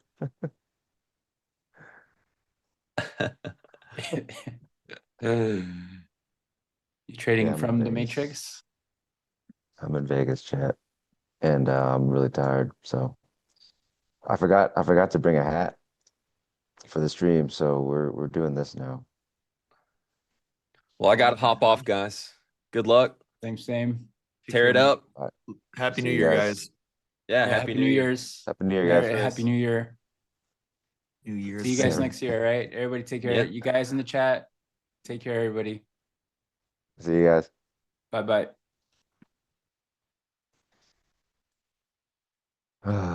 Yeah.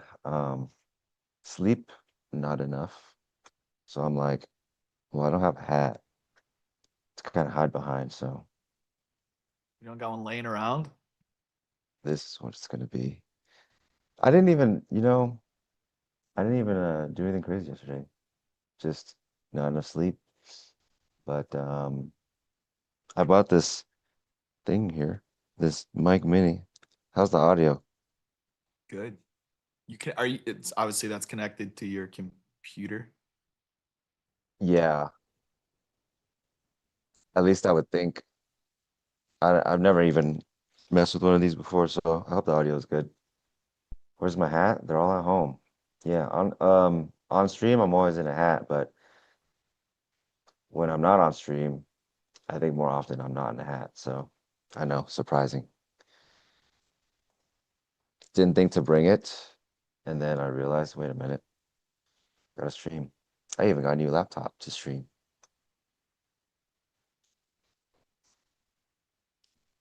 Nice little NASDAQ long. I got so much. I'm trying to get long these markets right now. We've been ripping off those lows. I was short from the midpoint of the day and cover near those lows, but have not been able to flip back into anything as we've gone straight up if you didn't buy that low like you did. So I got Yeah, some I limits actually, below us. I think in Russell could maybe bottom out here too. It's been the lacquer. I'm about to. I got a limit here at 29.7 in the Russell. I'll bring that into view. So you have so many different orders here, but that's I about can to get only filled. see NASDAQ, so you gotta fill me in on what's gold doing? Is it doing anything? Gold. Oh man, outside of being extremely volatile, I haven't not traded gold yet today. It's not something I'm. There's enough going on in the indexes. I got an order. Oil was my pick me market here today, but I'm still looking for limits below. I got a limit at 58.19 NCL, but I have nothing in GC right now. I got enough that I'm looking at in the indexes that are keeping me busy. About to get filled here in the Russell. Yeah, I literally just was willing to buy this entire range on the indexes, even up to like 30 points below us, and just picked up enough along the way. I had 8 coming out of here, so we're out of Wow. 5. Yeah, You're yeah. Because confident. yeah, I mean the risk, if you're able to keep it really small, it's okay. I wanted to go really small slowly because I wanted to get in I wanted to give it like a 35 point range that I'm willing to scale with limit orders. And it just started to really stall and stall again and again. So I was like, I think I need to get the size in here. We'll stop out if it goes even lower, and then we'll try to do limit order scaling again. And it just ran after it poked below the open again, did nothing, didn't really build any volume. I was like, I don't think they're coming back. The buying just flooded in and then put the rest on. Um, but my idea, yeah, it was really just to try to limit order through this range down to like the even into the 660s. market did not to go that low. It's a pretty, I mean, it's holiday trading at this point still, right? So the short that Chris had was really nice. It was right Oh, where volume yeah. stops. Yeah, we also had some divergence there with that ES getting that new low through the morning low and the NASDAQ not following. So really nice area to Mhm. defend against for you. Yeah. It's just, it could be as simple as just literally a risk reward play. Like swing low, volume just can't build down there for like, this is the fourth day now. If it works, great. If it doesn't, you take the stop and you move on, but risk reward was great. Yeah. Well, I also think, I mean, I know you got your targets above that area. Your targets are, I think, is the midpoint of the prior day. The midpoint of the prior day in the NASDAQ is 25,771. If we can clear through that, I mean, it'd probably take the second half of the day, but I think we could get runners back up to 25,800 area at the end of the day. I mean, that's not going to happen anytime soon. This is definitely an area it needs to push through. Gone straight Right. up for 25 minutes now out of this low. Yeah, it's super thin above 770, 770s, like you said. So if they do get up there and then the market shows a willingness to actually bid it through, then yeah, well, we're going to get that. But right now, that's all they need to do actually is find out if the market is going to be willing to actually build some volume into that. So if they do, yeah, it could be a thin move through and we'll go. But ultimately, to me, the trade has pretty much played out. Anything else from here is like it's just super bonus. Small range, New Year's Eve tomorrow, and then we're right back to it. The eve of the eve, Yeah. the eve's eve. Got any big New Year's plans? Never. Honestly, on New Year's, I never really do anything crazy. Just It's rookie sometimes hour, just at right? home. Sometimes just at home, you're tired. Dude, it's even for me, like it's hard to stay up much longer after like the whole ball drops and stuff. I mean, Eastern time, that's already 3 a.m. Yeah, I was gonna say, I guess, waking up in California makes you go to bed early. I went to bed so early last night. I woke up at like 4 a.m. I was like, oh, this is way too early. I need to go back to sleep. Let's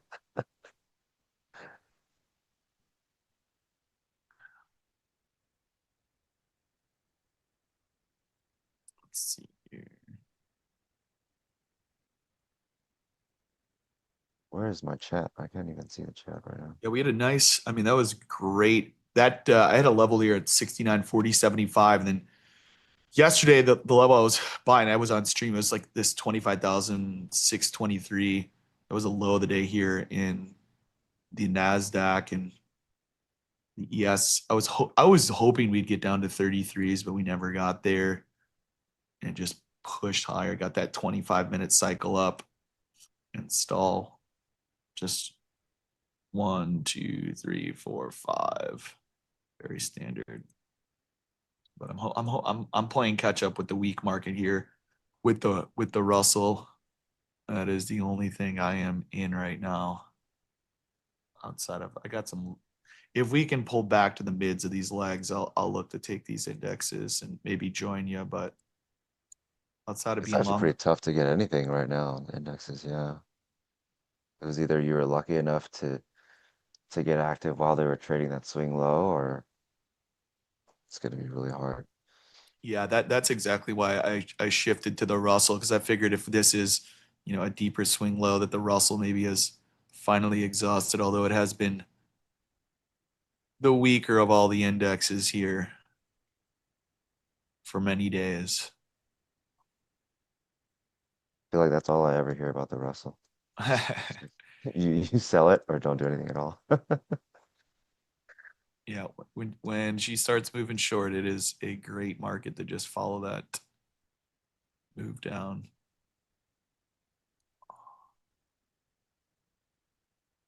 But I'm going to give her a shot here. We can squeeze through this most recent swing high, 25,000 or 2,534. I'm just looking for a move back to around the open area. Maybe a little higher, overnight highs on a great day. But I'd really like to see oil pull back. See what happens around the 11:30 time frame. Are you going to trade tomorrow? Absolutely, yes, twice Are you because I'm streaming? scheduled. Yeah, I got two tomorrow. So, I mean, hopefully, I don't know if we'll get anything really, but best you can do is hope. I mean, the range is really narrowing for the holidays here. I think it'll be pretty brutal after the European close, but Today or tomorrow? tomorrow more specifically, just being that the volume will definitely get sucked out. I know, yeah. Good morning, Shab. If you're still here. I gotta Sorry, pull up. I'm barely pulling this up. I can't see it all the time.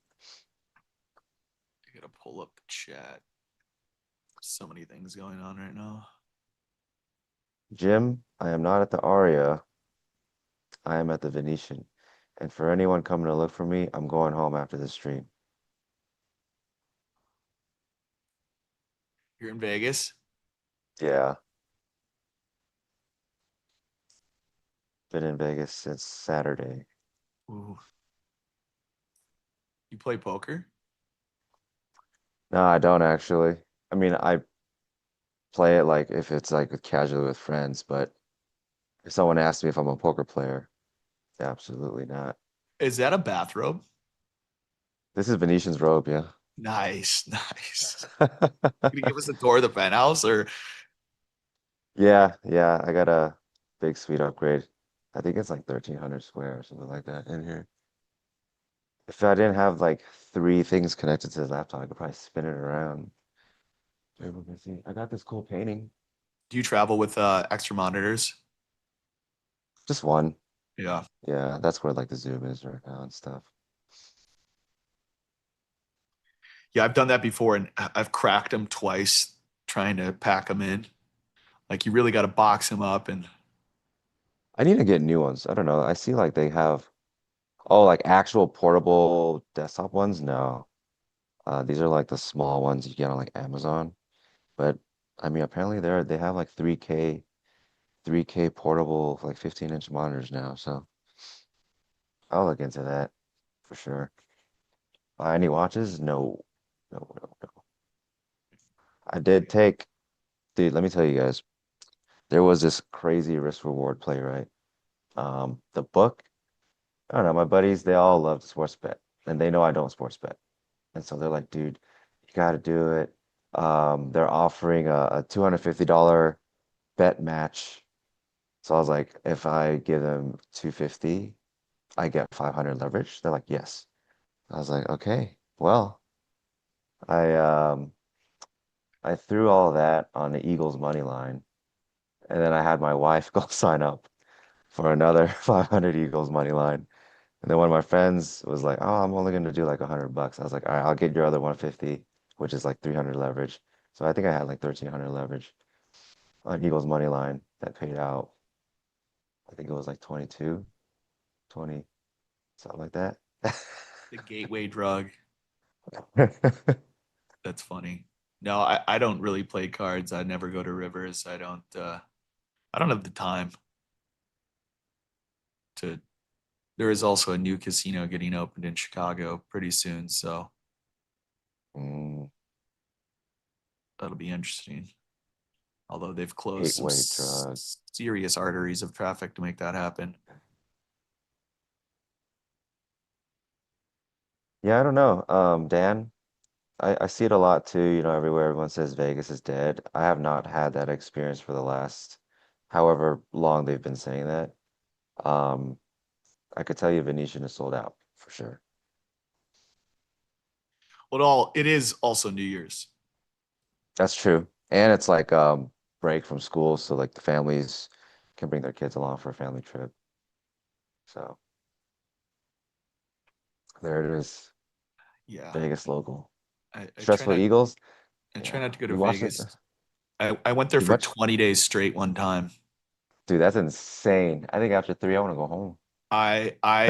When I checked out of my hotel, the amount of Fiji water I drank from the mini bar was $1,400. And I was like, you guys got to comp this. Like, I'm not paying $1,400 for water. You said 14 or 14? $1,400 in water 100. bottles in 20 days. Oh, damn. I was No, younger. I mean, we were partying quite hard. that's I can't do crazy. that anymore. I don't know what the prices are like now, but I know like, just a few years ago, nightclubs, it's like, yeah, it's like $14 for like a little Fiji, which is insane. But hey, if you gotta drink water, you gotta drink water. Well, still doesn't feel good. No, no, it never does.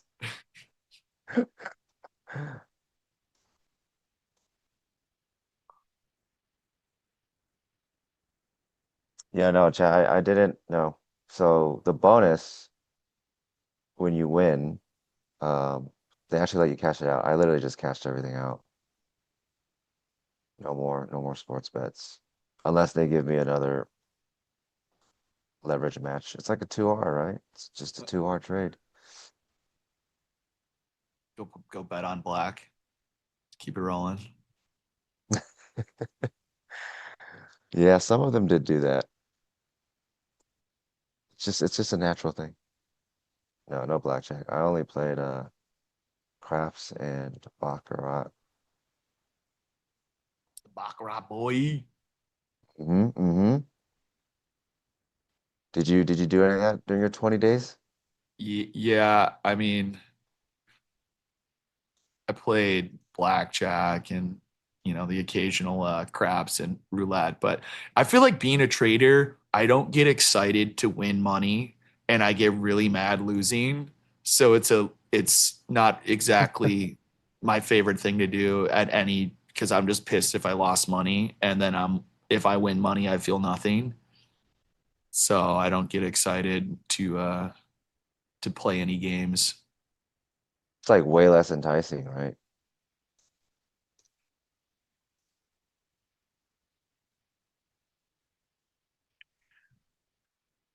Come on, oil. Looking for that 58.19. I can't get it. Russell picking up here. I'm going to move my stop in 25 minutes. It is 11:17 in New York.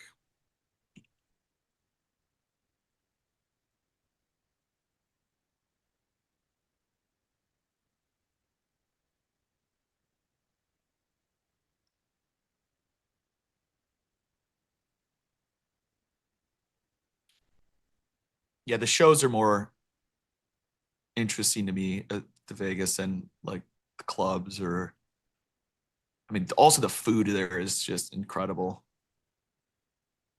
I think we're the last. We're definitely the last generation um, that I think goes to the clubs still.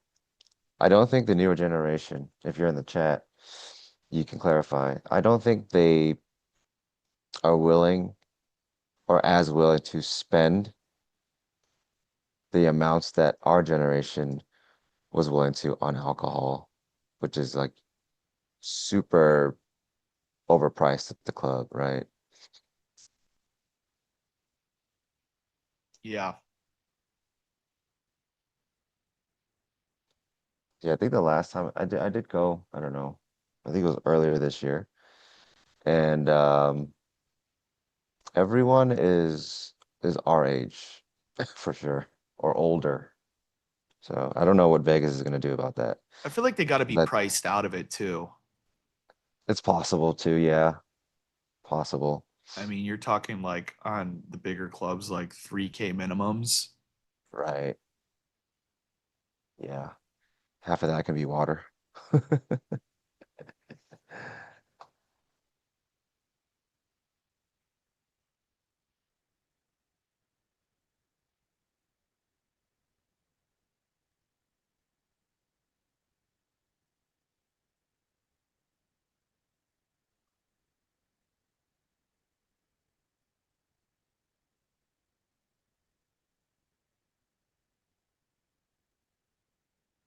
Slowly creeping here. I know. I'd be happy to fill one more here, and then just let this thing go. It's gonna be another decision moment when they get up to this really low volume in the 70s, the 770s, and then the market will pretty much decide, hey, are we gonna do business or still no?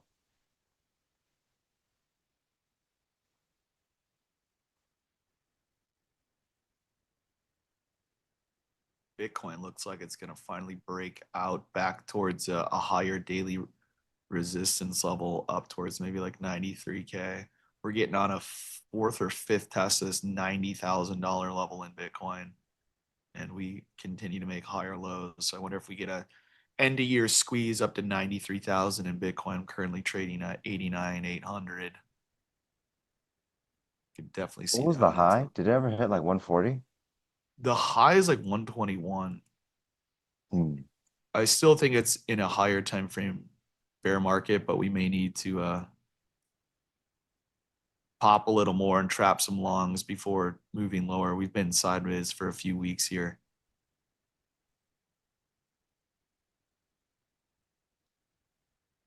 And we've consecutively made higher lows on the daily without going anywhere for like 4 straight days.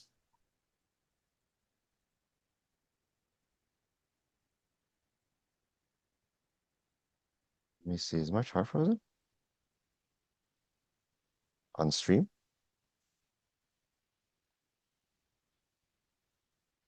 Let me try to reshare. Oh, yeah, it looks like it's just me now. All right, I'm going to be canceling my index orders. They are not coming in. Whatever. Wait, what happened to my? I'm missing a chart. Where are you? Here you are. Canceling my. Don't need my NASDAQ order out there or my ES. We are far from that. I'm just going to ride this Russell. And until you get yours fixed, I will spread this out. There's that pop through that high. Dude, we're getting a nice pop though, yeah. That's what I figured. Once if we were going to get up here, this is where, so we're ATR expanding right now in the ES. Not that the moves have been big, but the average true range is expanding here and very close to doing it in the NASDAQ. We got 3 minutes left in the 5-minute candle, but the ES has expanded its range up here.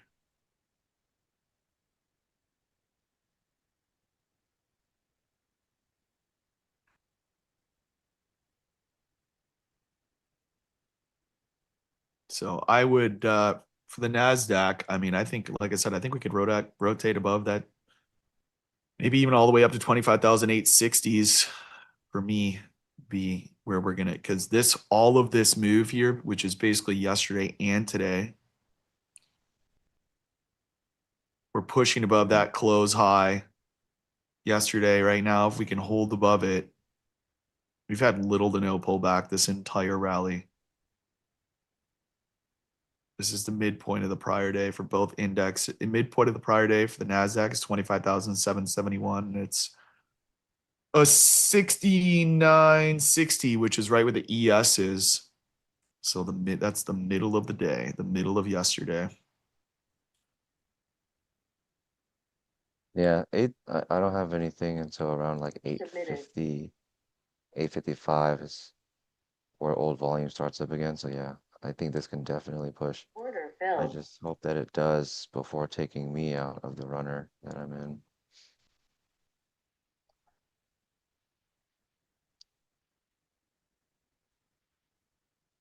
All right, well, I need to restart my Zoom apparently, so try to get my screen share working, so I'll be back.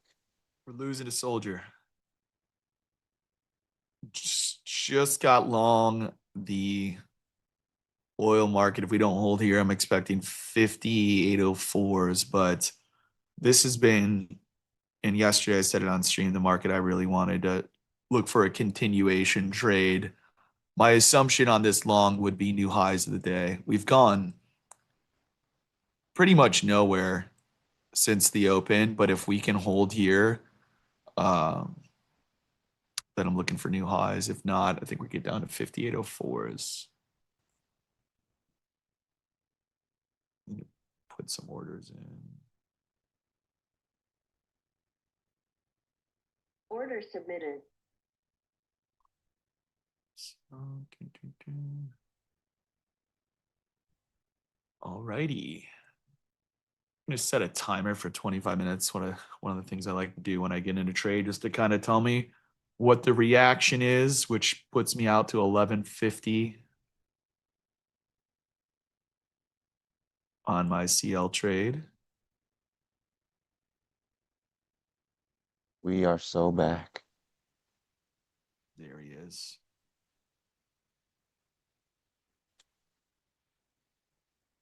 Dude, are we back? Are we so back? We are so back. White van followed me all the way out here.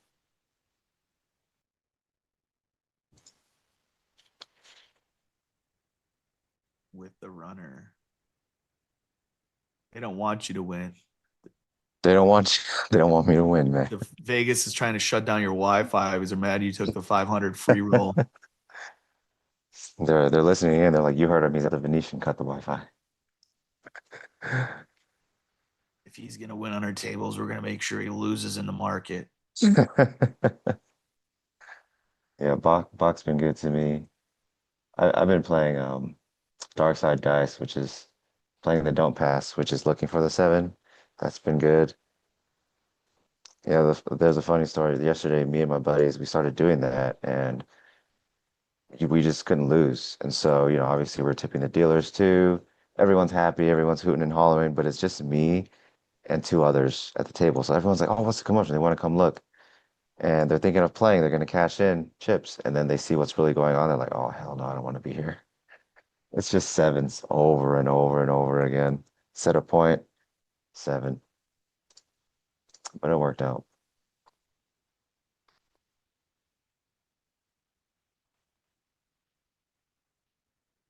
During UFC event. Sorry, I'm getting to chat right now. Club promoter should get free water? I know, right?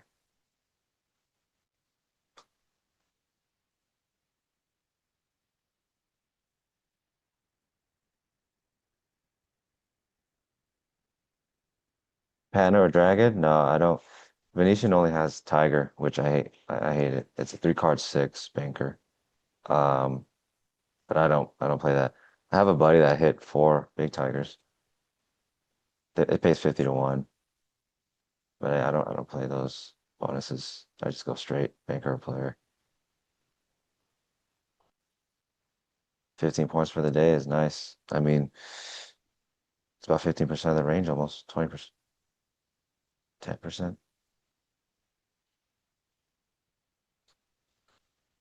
Super small range. Are you still in the longs? Order submitted. I am still long the Russell.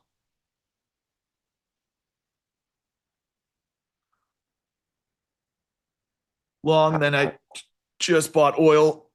So I'll see if I can hold this area. You've been stocking oil, you said, right, today? Yeah, I'm looking at this 58.19, and then I got an 8 tick stop. If we don't hold that, I'll look at 58.04s. But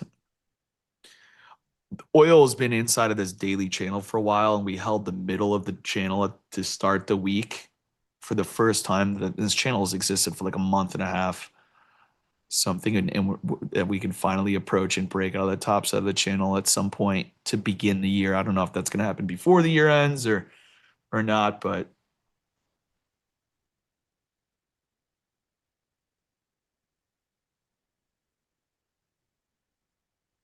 How did you bottom tick so well? What was the reason for entering? I mean, I didn't really bottom tick it. I just had limit orders that filled. It's just literally the bottom of this range, guys. Tapered volume. They did try it one of these days and Order canceled. trapped. And it's just been tapering since. It's just a swing.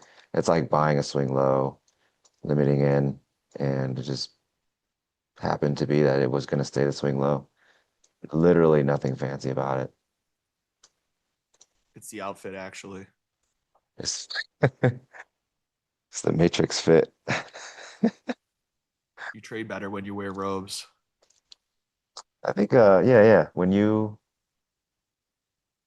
when you got the right gear on, you take less heat for sure. You guys should give it a shot. Order canceled. All right, we'll go 5804s. There it is. Order filled. Order submitted. Order filled. Order submitted.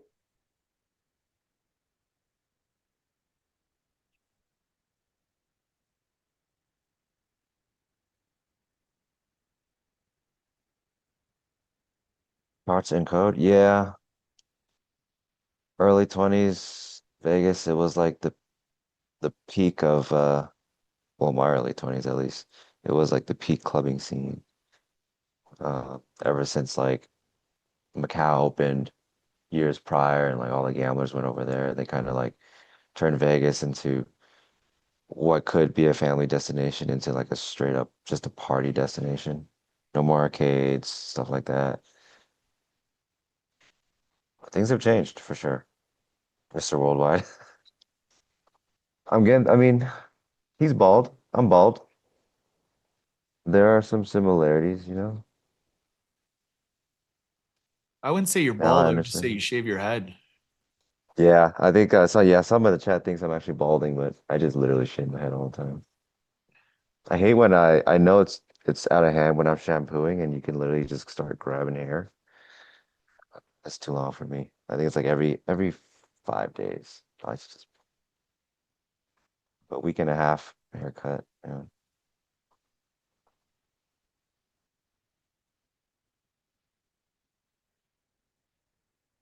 that's what a bald guy would say.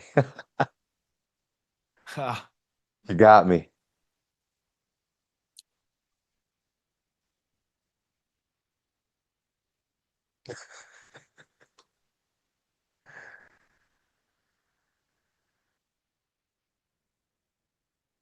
Boot camp.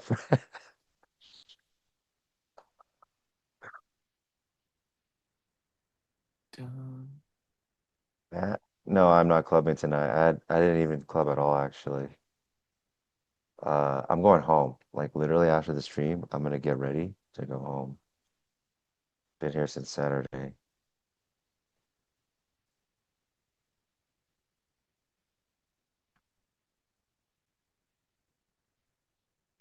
I hope this is the pullback and they don't go any further. I mean, surprisingly, it's still holding up pretty well. I mean, I would expect some resistance here. Um, and if we can hold up here for to like 11:45, we'll probably break out again. Mm. Here's to hoping. I might aggressively bid 54.75.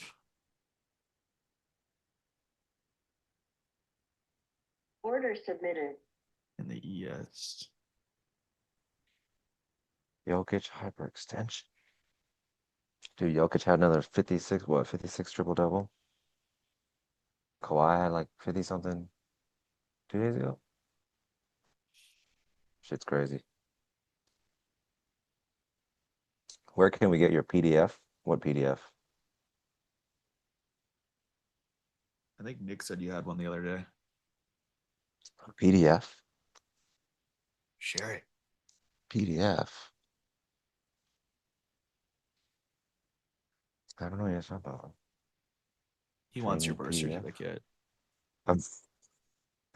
Oh, that one. Give me your email. I'll shoot it over to you. Yeah, I don't have a training PDF. But if you mean the playbook, it's on the website. It's on our website. You go to my Twitter. It's literally on in the bio. Um, yeah, there you go. But yeah, I don't have anything more than that.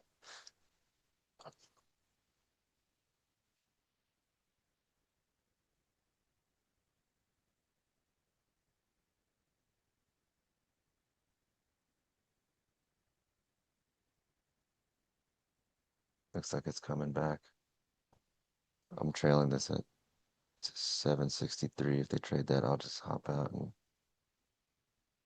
call it good.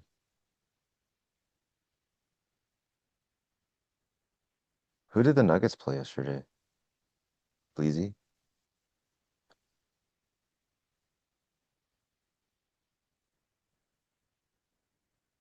For footprint, I like the 5 on NQ. I tried a lot of things uh, with NQ. I tried range.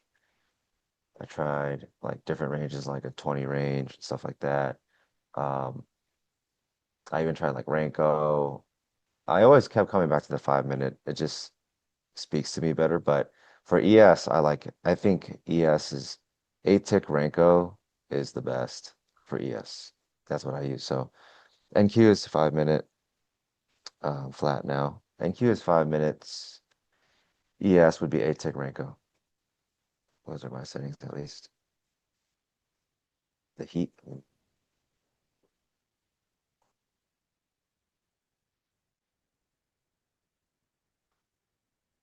What do you think?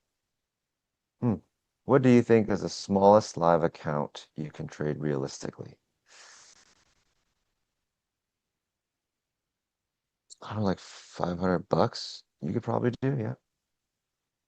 What do you think, Probably Jack? depends on the product you're trading. Yeah, oh yeah, that also is another factor, yes. Order filled. Oh, I just got an ESPN notification. There it is. Nikola Jokic diagnosed with hyperextension left knee, missed at least 4 weeks. ESPN. Damn. I think you have to look at I mean, with a $500 account trading NQs, like what size stop are you using? It's got to be like 1 micro, maybe. I mean, two No, can you get pretty definitely can't trade dicey. two on Yeah. 500. Yeah, I was like, that gets dicey really fast. I mean, $50 is $100, so that's a 20% drawdown on a.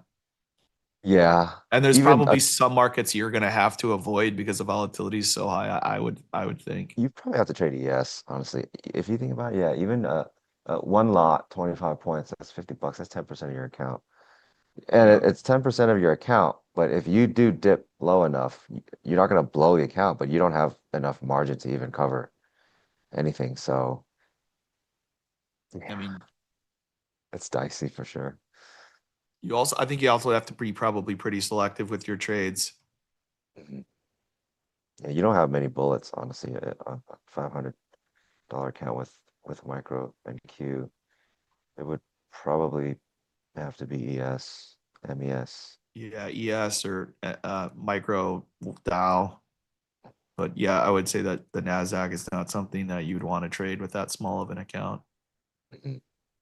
You're just opening yourself up to lose. You're not giving yourself enough occurrences for your strategy to even work, even if your strategy works. Yeah, it's not even enough sample size to know because you'd be dead by then probably.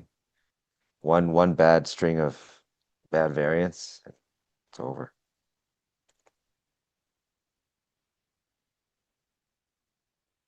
What tools, frames do I use for gold?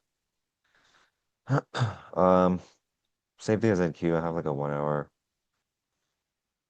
chart like this with daily profiles and then a 1 minute.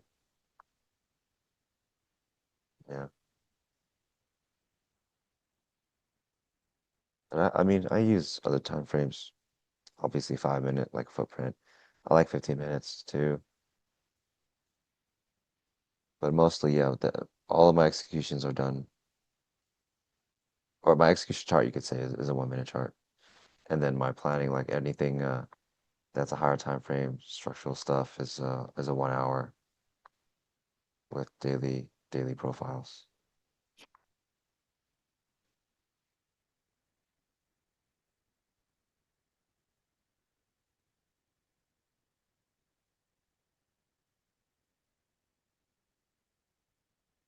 Yeah, 3 losers, 30 points, half the account is gone. Half the account is gone, and uh that's not even considering like you need enough margin to actually trade the size you want to, which is like maybe 2 lot micro and stuff like that, you're gonna need the margin. So yeah, now that I think about it, 500 with micro NASDAQ is actually very dicey. Yes. Uh, I certainly would not recommend that.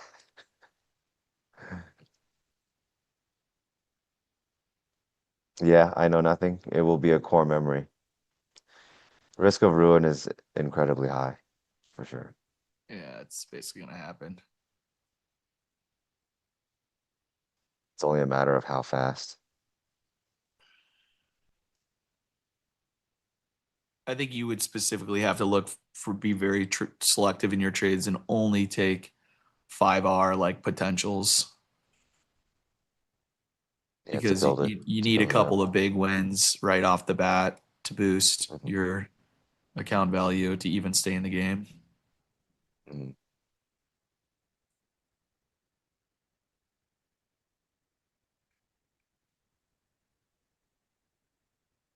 Yep, so looks like they went out to the 770s and still not willing to really build any volume. And so they're going all the way back, almost overlapping POCs between the prior profile and today, 690s.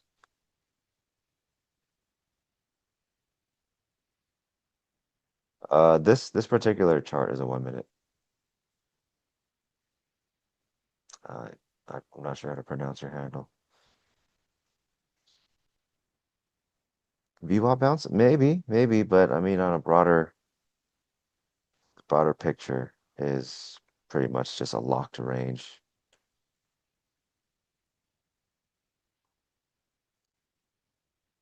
I mean, I could be wrong. I hope I'm wrong. I do hope I'm wrong, because it would not be fun.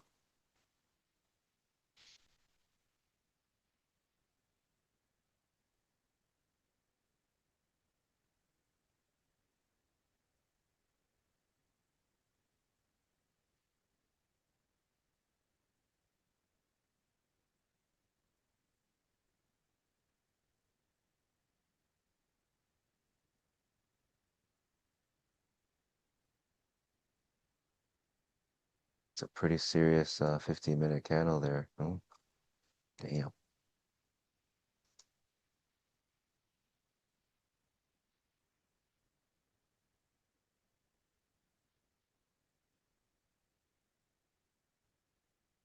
Yeah, so John, the thing is,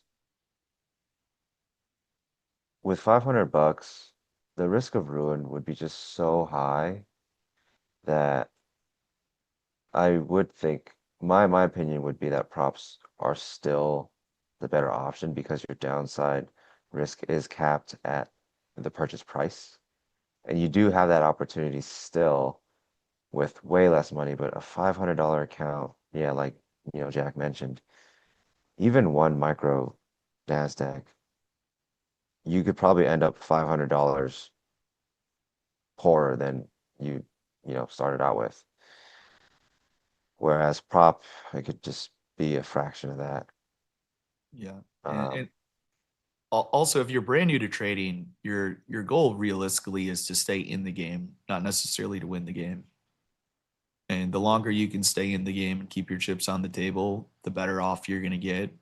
But if you're immediately going in with $500, like you're going to pay some bills and withdraw some cash instead of playing the game and staying in the game, you're also setting yourself up for just like a mental ruin.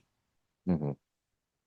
Yeah, it could be a downward spiral super fast, especially on cash. It's a whole different game.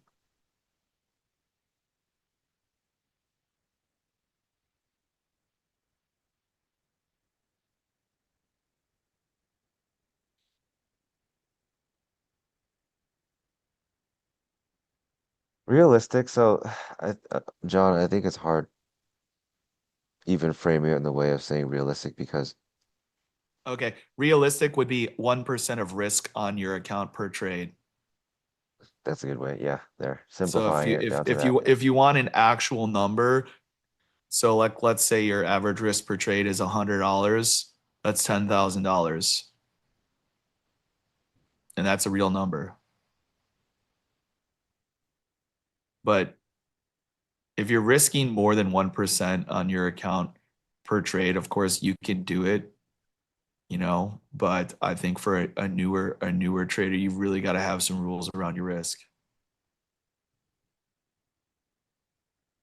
And you can put 10K in an account. That doesn't mean you got to lose 10K. You can say, hey, if I draw down, you know, if I lose 30 trades before making any money, which is a $3,000 drawdown at $100 of risk, just pull the funds and then go back. Yeah, especially if you're still like trying to get, your foot in the ground. It's a really hard game. It takes a long time to get where you want to be. You might really want to consider either just doing prop or still just trading on sim until you have proof of concept.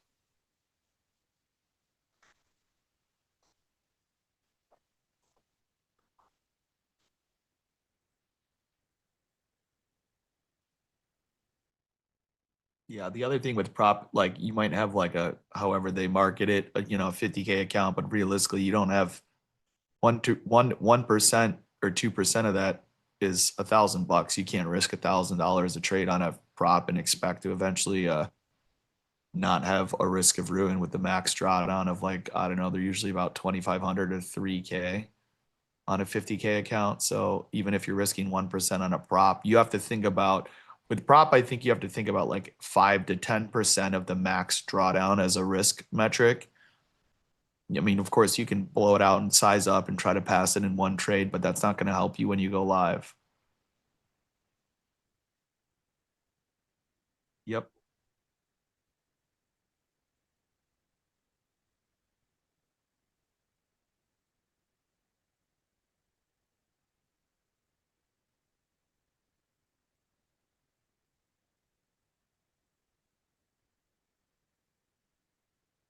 Order submitted.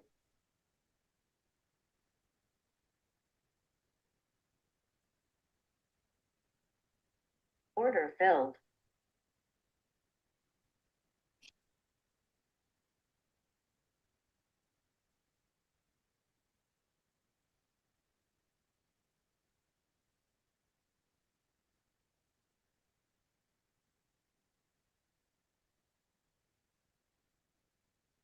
Yeah, so a lot of people, I noticed too, so with charts and code, everyone says like, well, first of all, what Jack said is probably the most realistic and simple way to put it, is yeah, how much are you risking? And it has to be a certain percentage. But like when it comes to account size, it is a very personal thing too, right? Not everyone's situation is the same. And so there's a lot to consider there. And when people say like, oh, I risk max 1 to 2% of my drawdown on like a prop account, I find that a lot of what people end up meaning is, let's just say they have a $50,000 account, what you would call a 50K account, right? And it's not 1 to 2% of the drawdown, which would be like 2,000, 2,500. They're talking about 1 to 2% of $50,000. And that is crazy. That is actually crazy. Yeah, that's not going to work. Yeah, that's I really mean, whether you're crazy. just going to run through accounts before you did it. Yes, you can pass doing that, but you have to think about, is your process the correct process to stay in the game? Yeah, there's going to be, strings of bad variance, and any profitable system is going to have to go through that. So you have to be able to survive through that string of bad variance.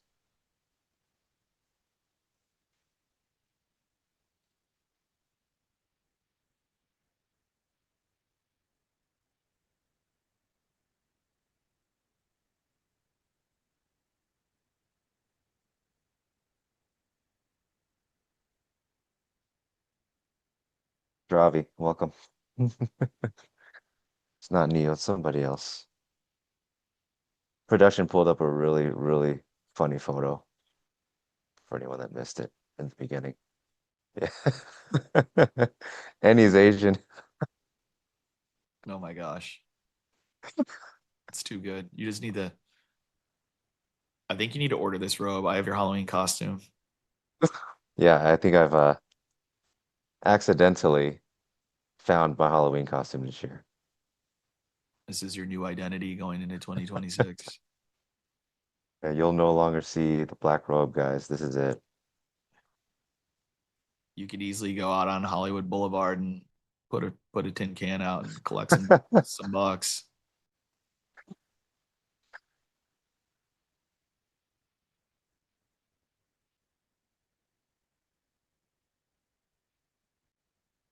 Yeah, my playbook is not, I don't know if charts, I don't know if you're talking about mine, but mine isn't like beginner friendly. It's just gonna sound like a bunch of gibberish. So, for anyone who's looking to like get an intro to trading, there's an infinite amount of free stuff on YouTube that is infinitely better than what I could put out for you guys as far as like intro to trading and basics and stuff like that.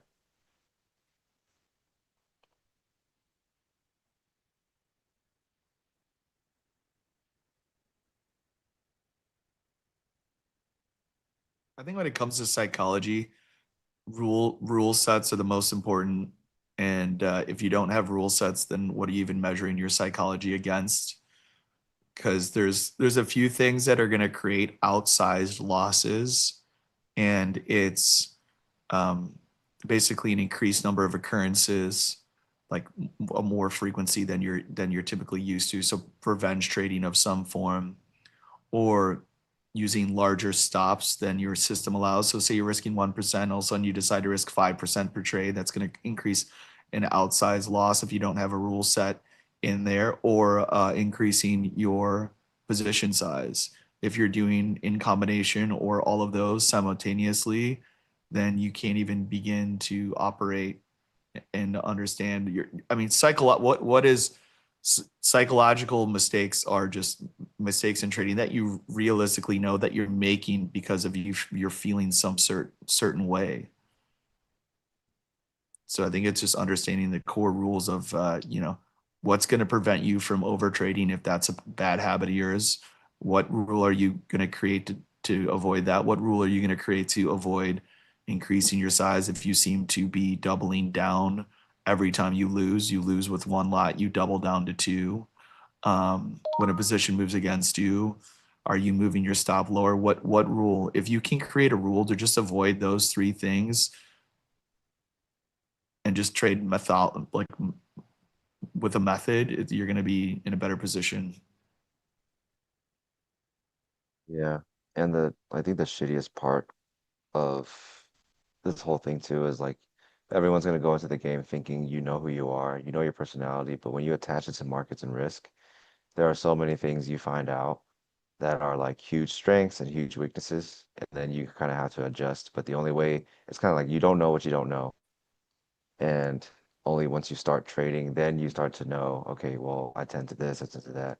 Then it takes a few occurrences for you to really catch on, like, actually, well, when the market tends to do this, I tend to try to do that. And then it tends to lead into this. And so it does take time to really notice and then start to settle into to your trading, we'll call it a trading personality. And then you start to look for ways to manage it.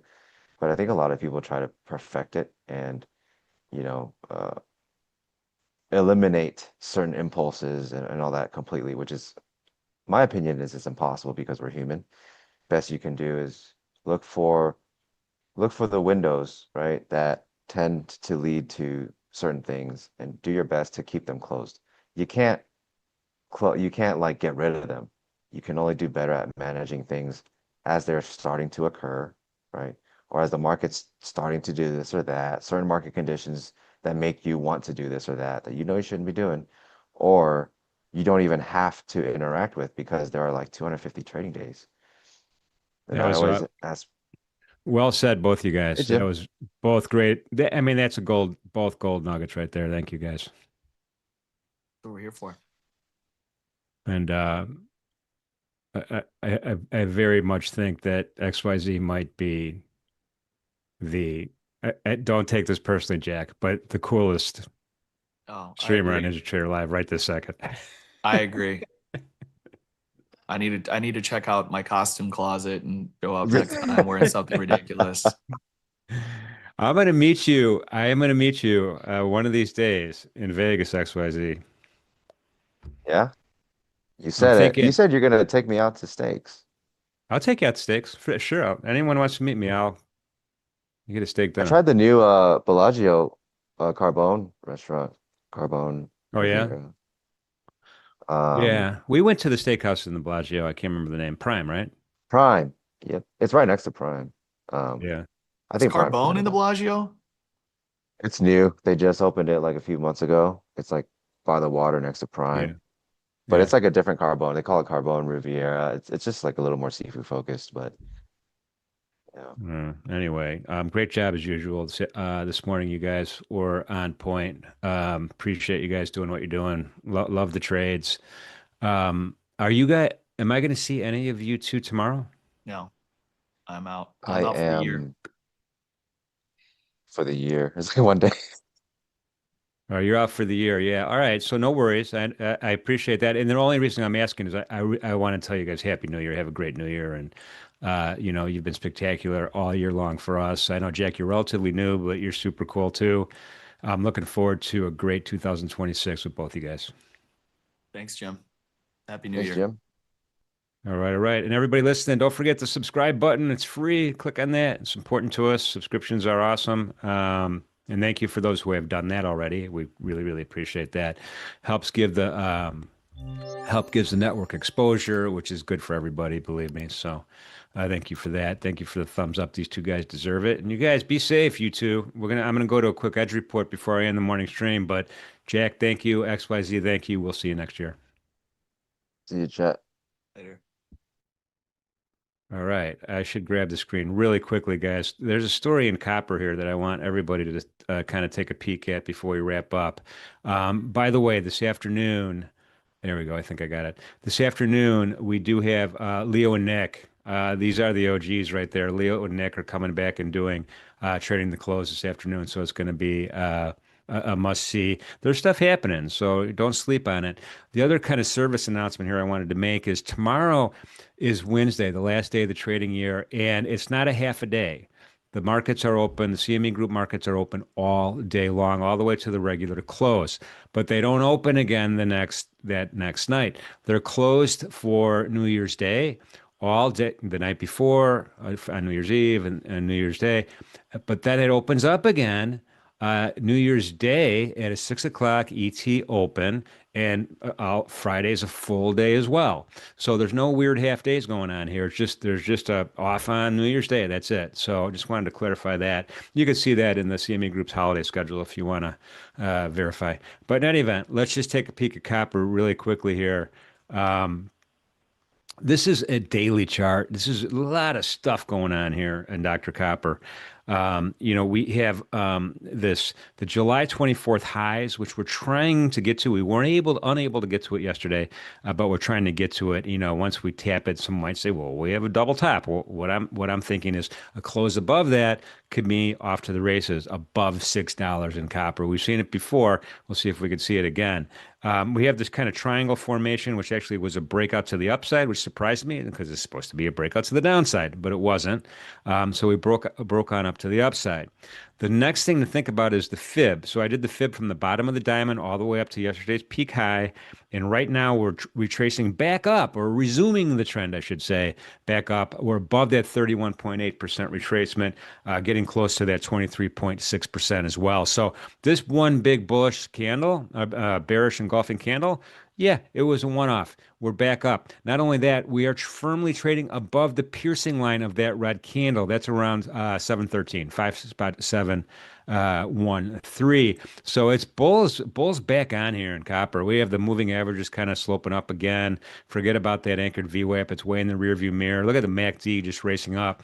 So some levels to think about. Ultimately, taking out yesterday's highs and then taking out those July 24th highs could mean off to the races races for Dr. Copper, and you know how both me and Shai feel about that. We are bullish. Right here on the intraday chart, I just kind of wanted to outline that too.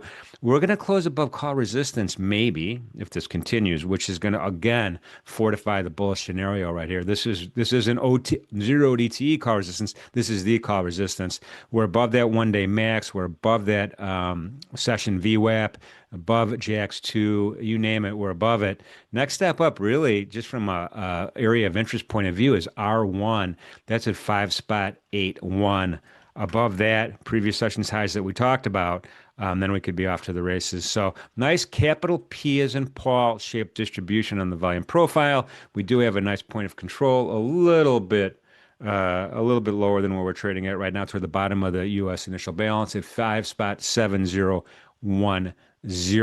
So maybe possibly a pullback, but I don't think so. Look at that 9 EMA, man. It's rocking and rolling. So driving up on Dr. Copper, that is the market to look for going forward here for the next several days. That is this morning's Edge Report. We're going to take a quick break. We're coming back 2:30. Shai is going to be giving an afternoon report. You don't want to miss that. That's at 2:30 East Coast time. And as I said, we have Leo and Nick for a tick trading the close. So we're going to finish strong today and tomorrow. We will be here. Appreciate everybody being part of the NinjaTrader Live community. You guys are all super awesome for sure. Look forward to talking to you this afternoon. Have a great lunch.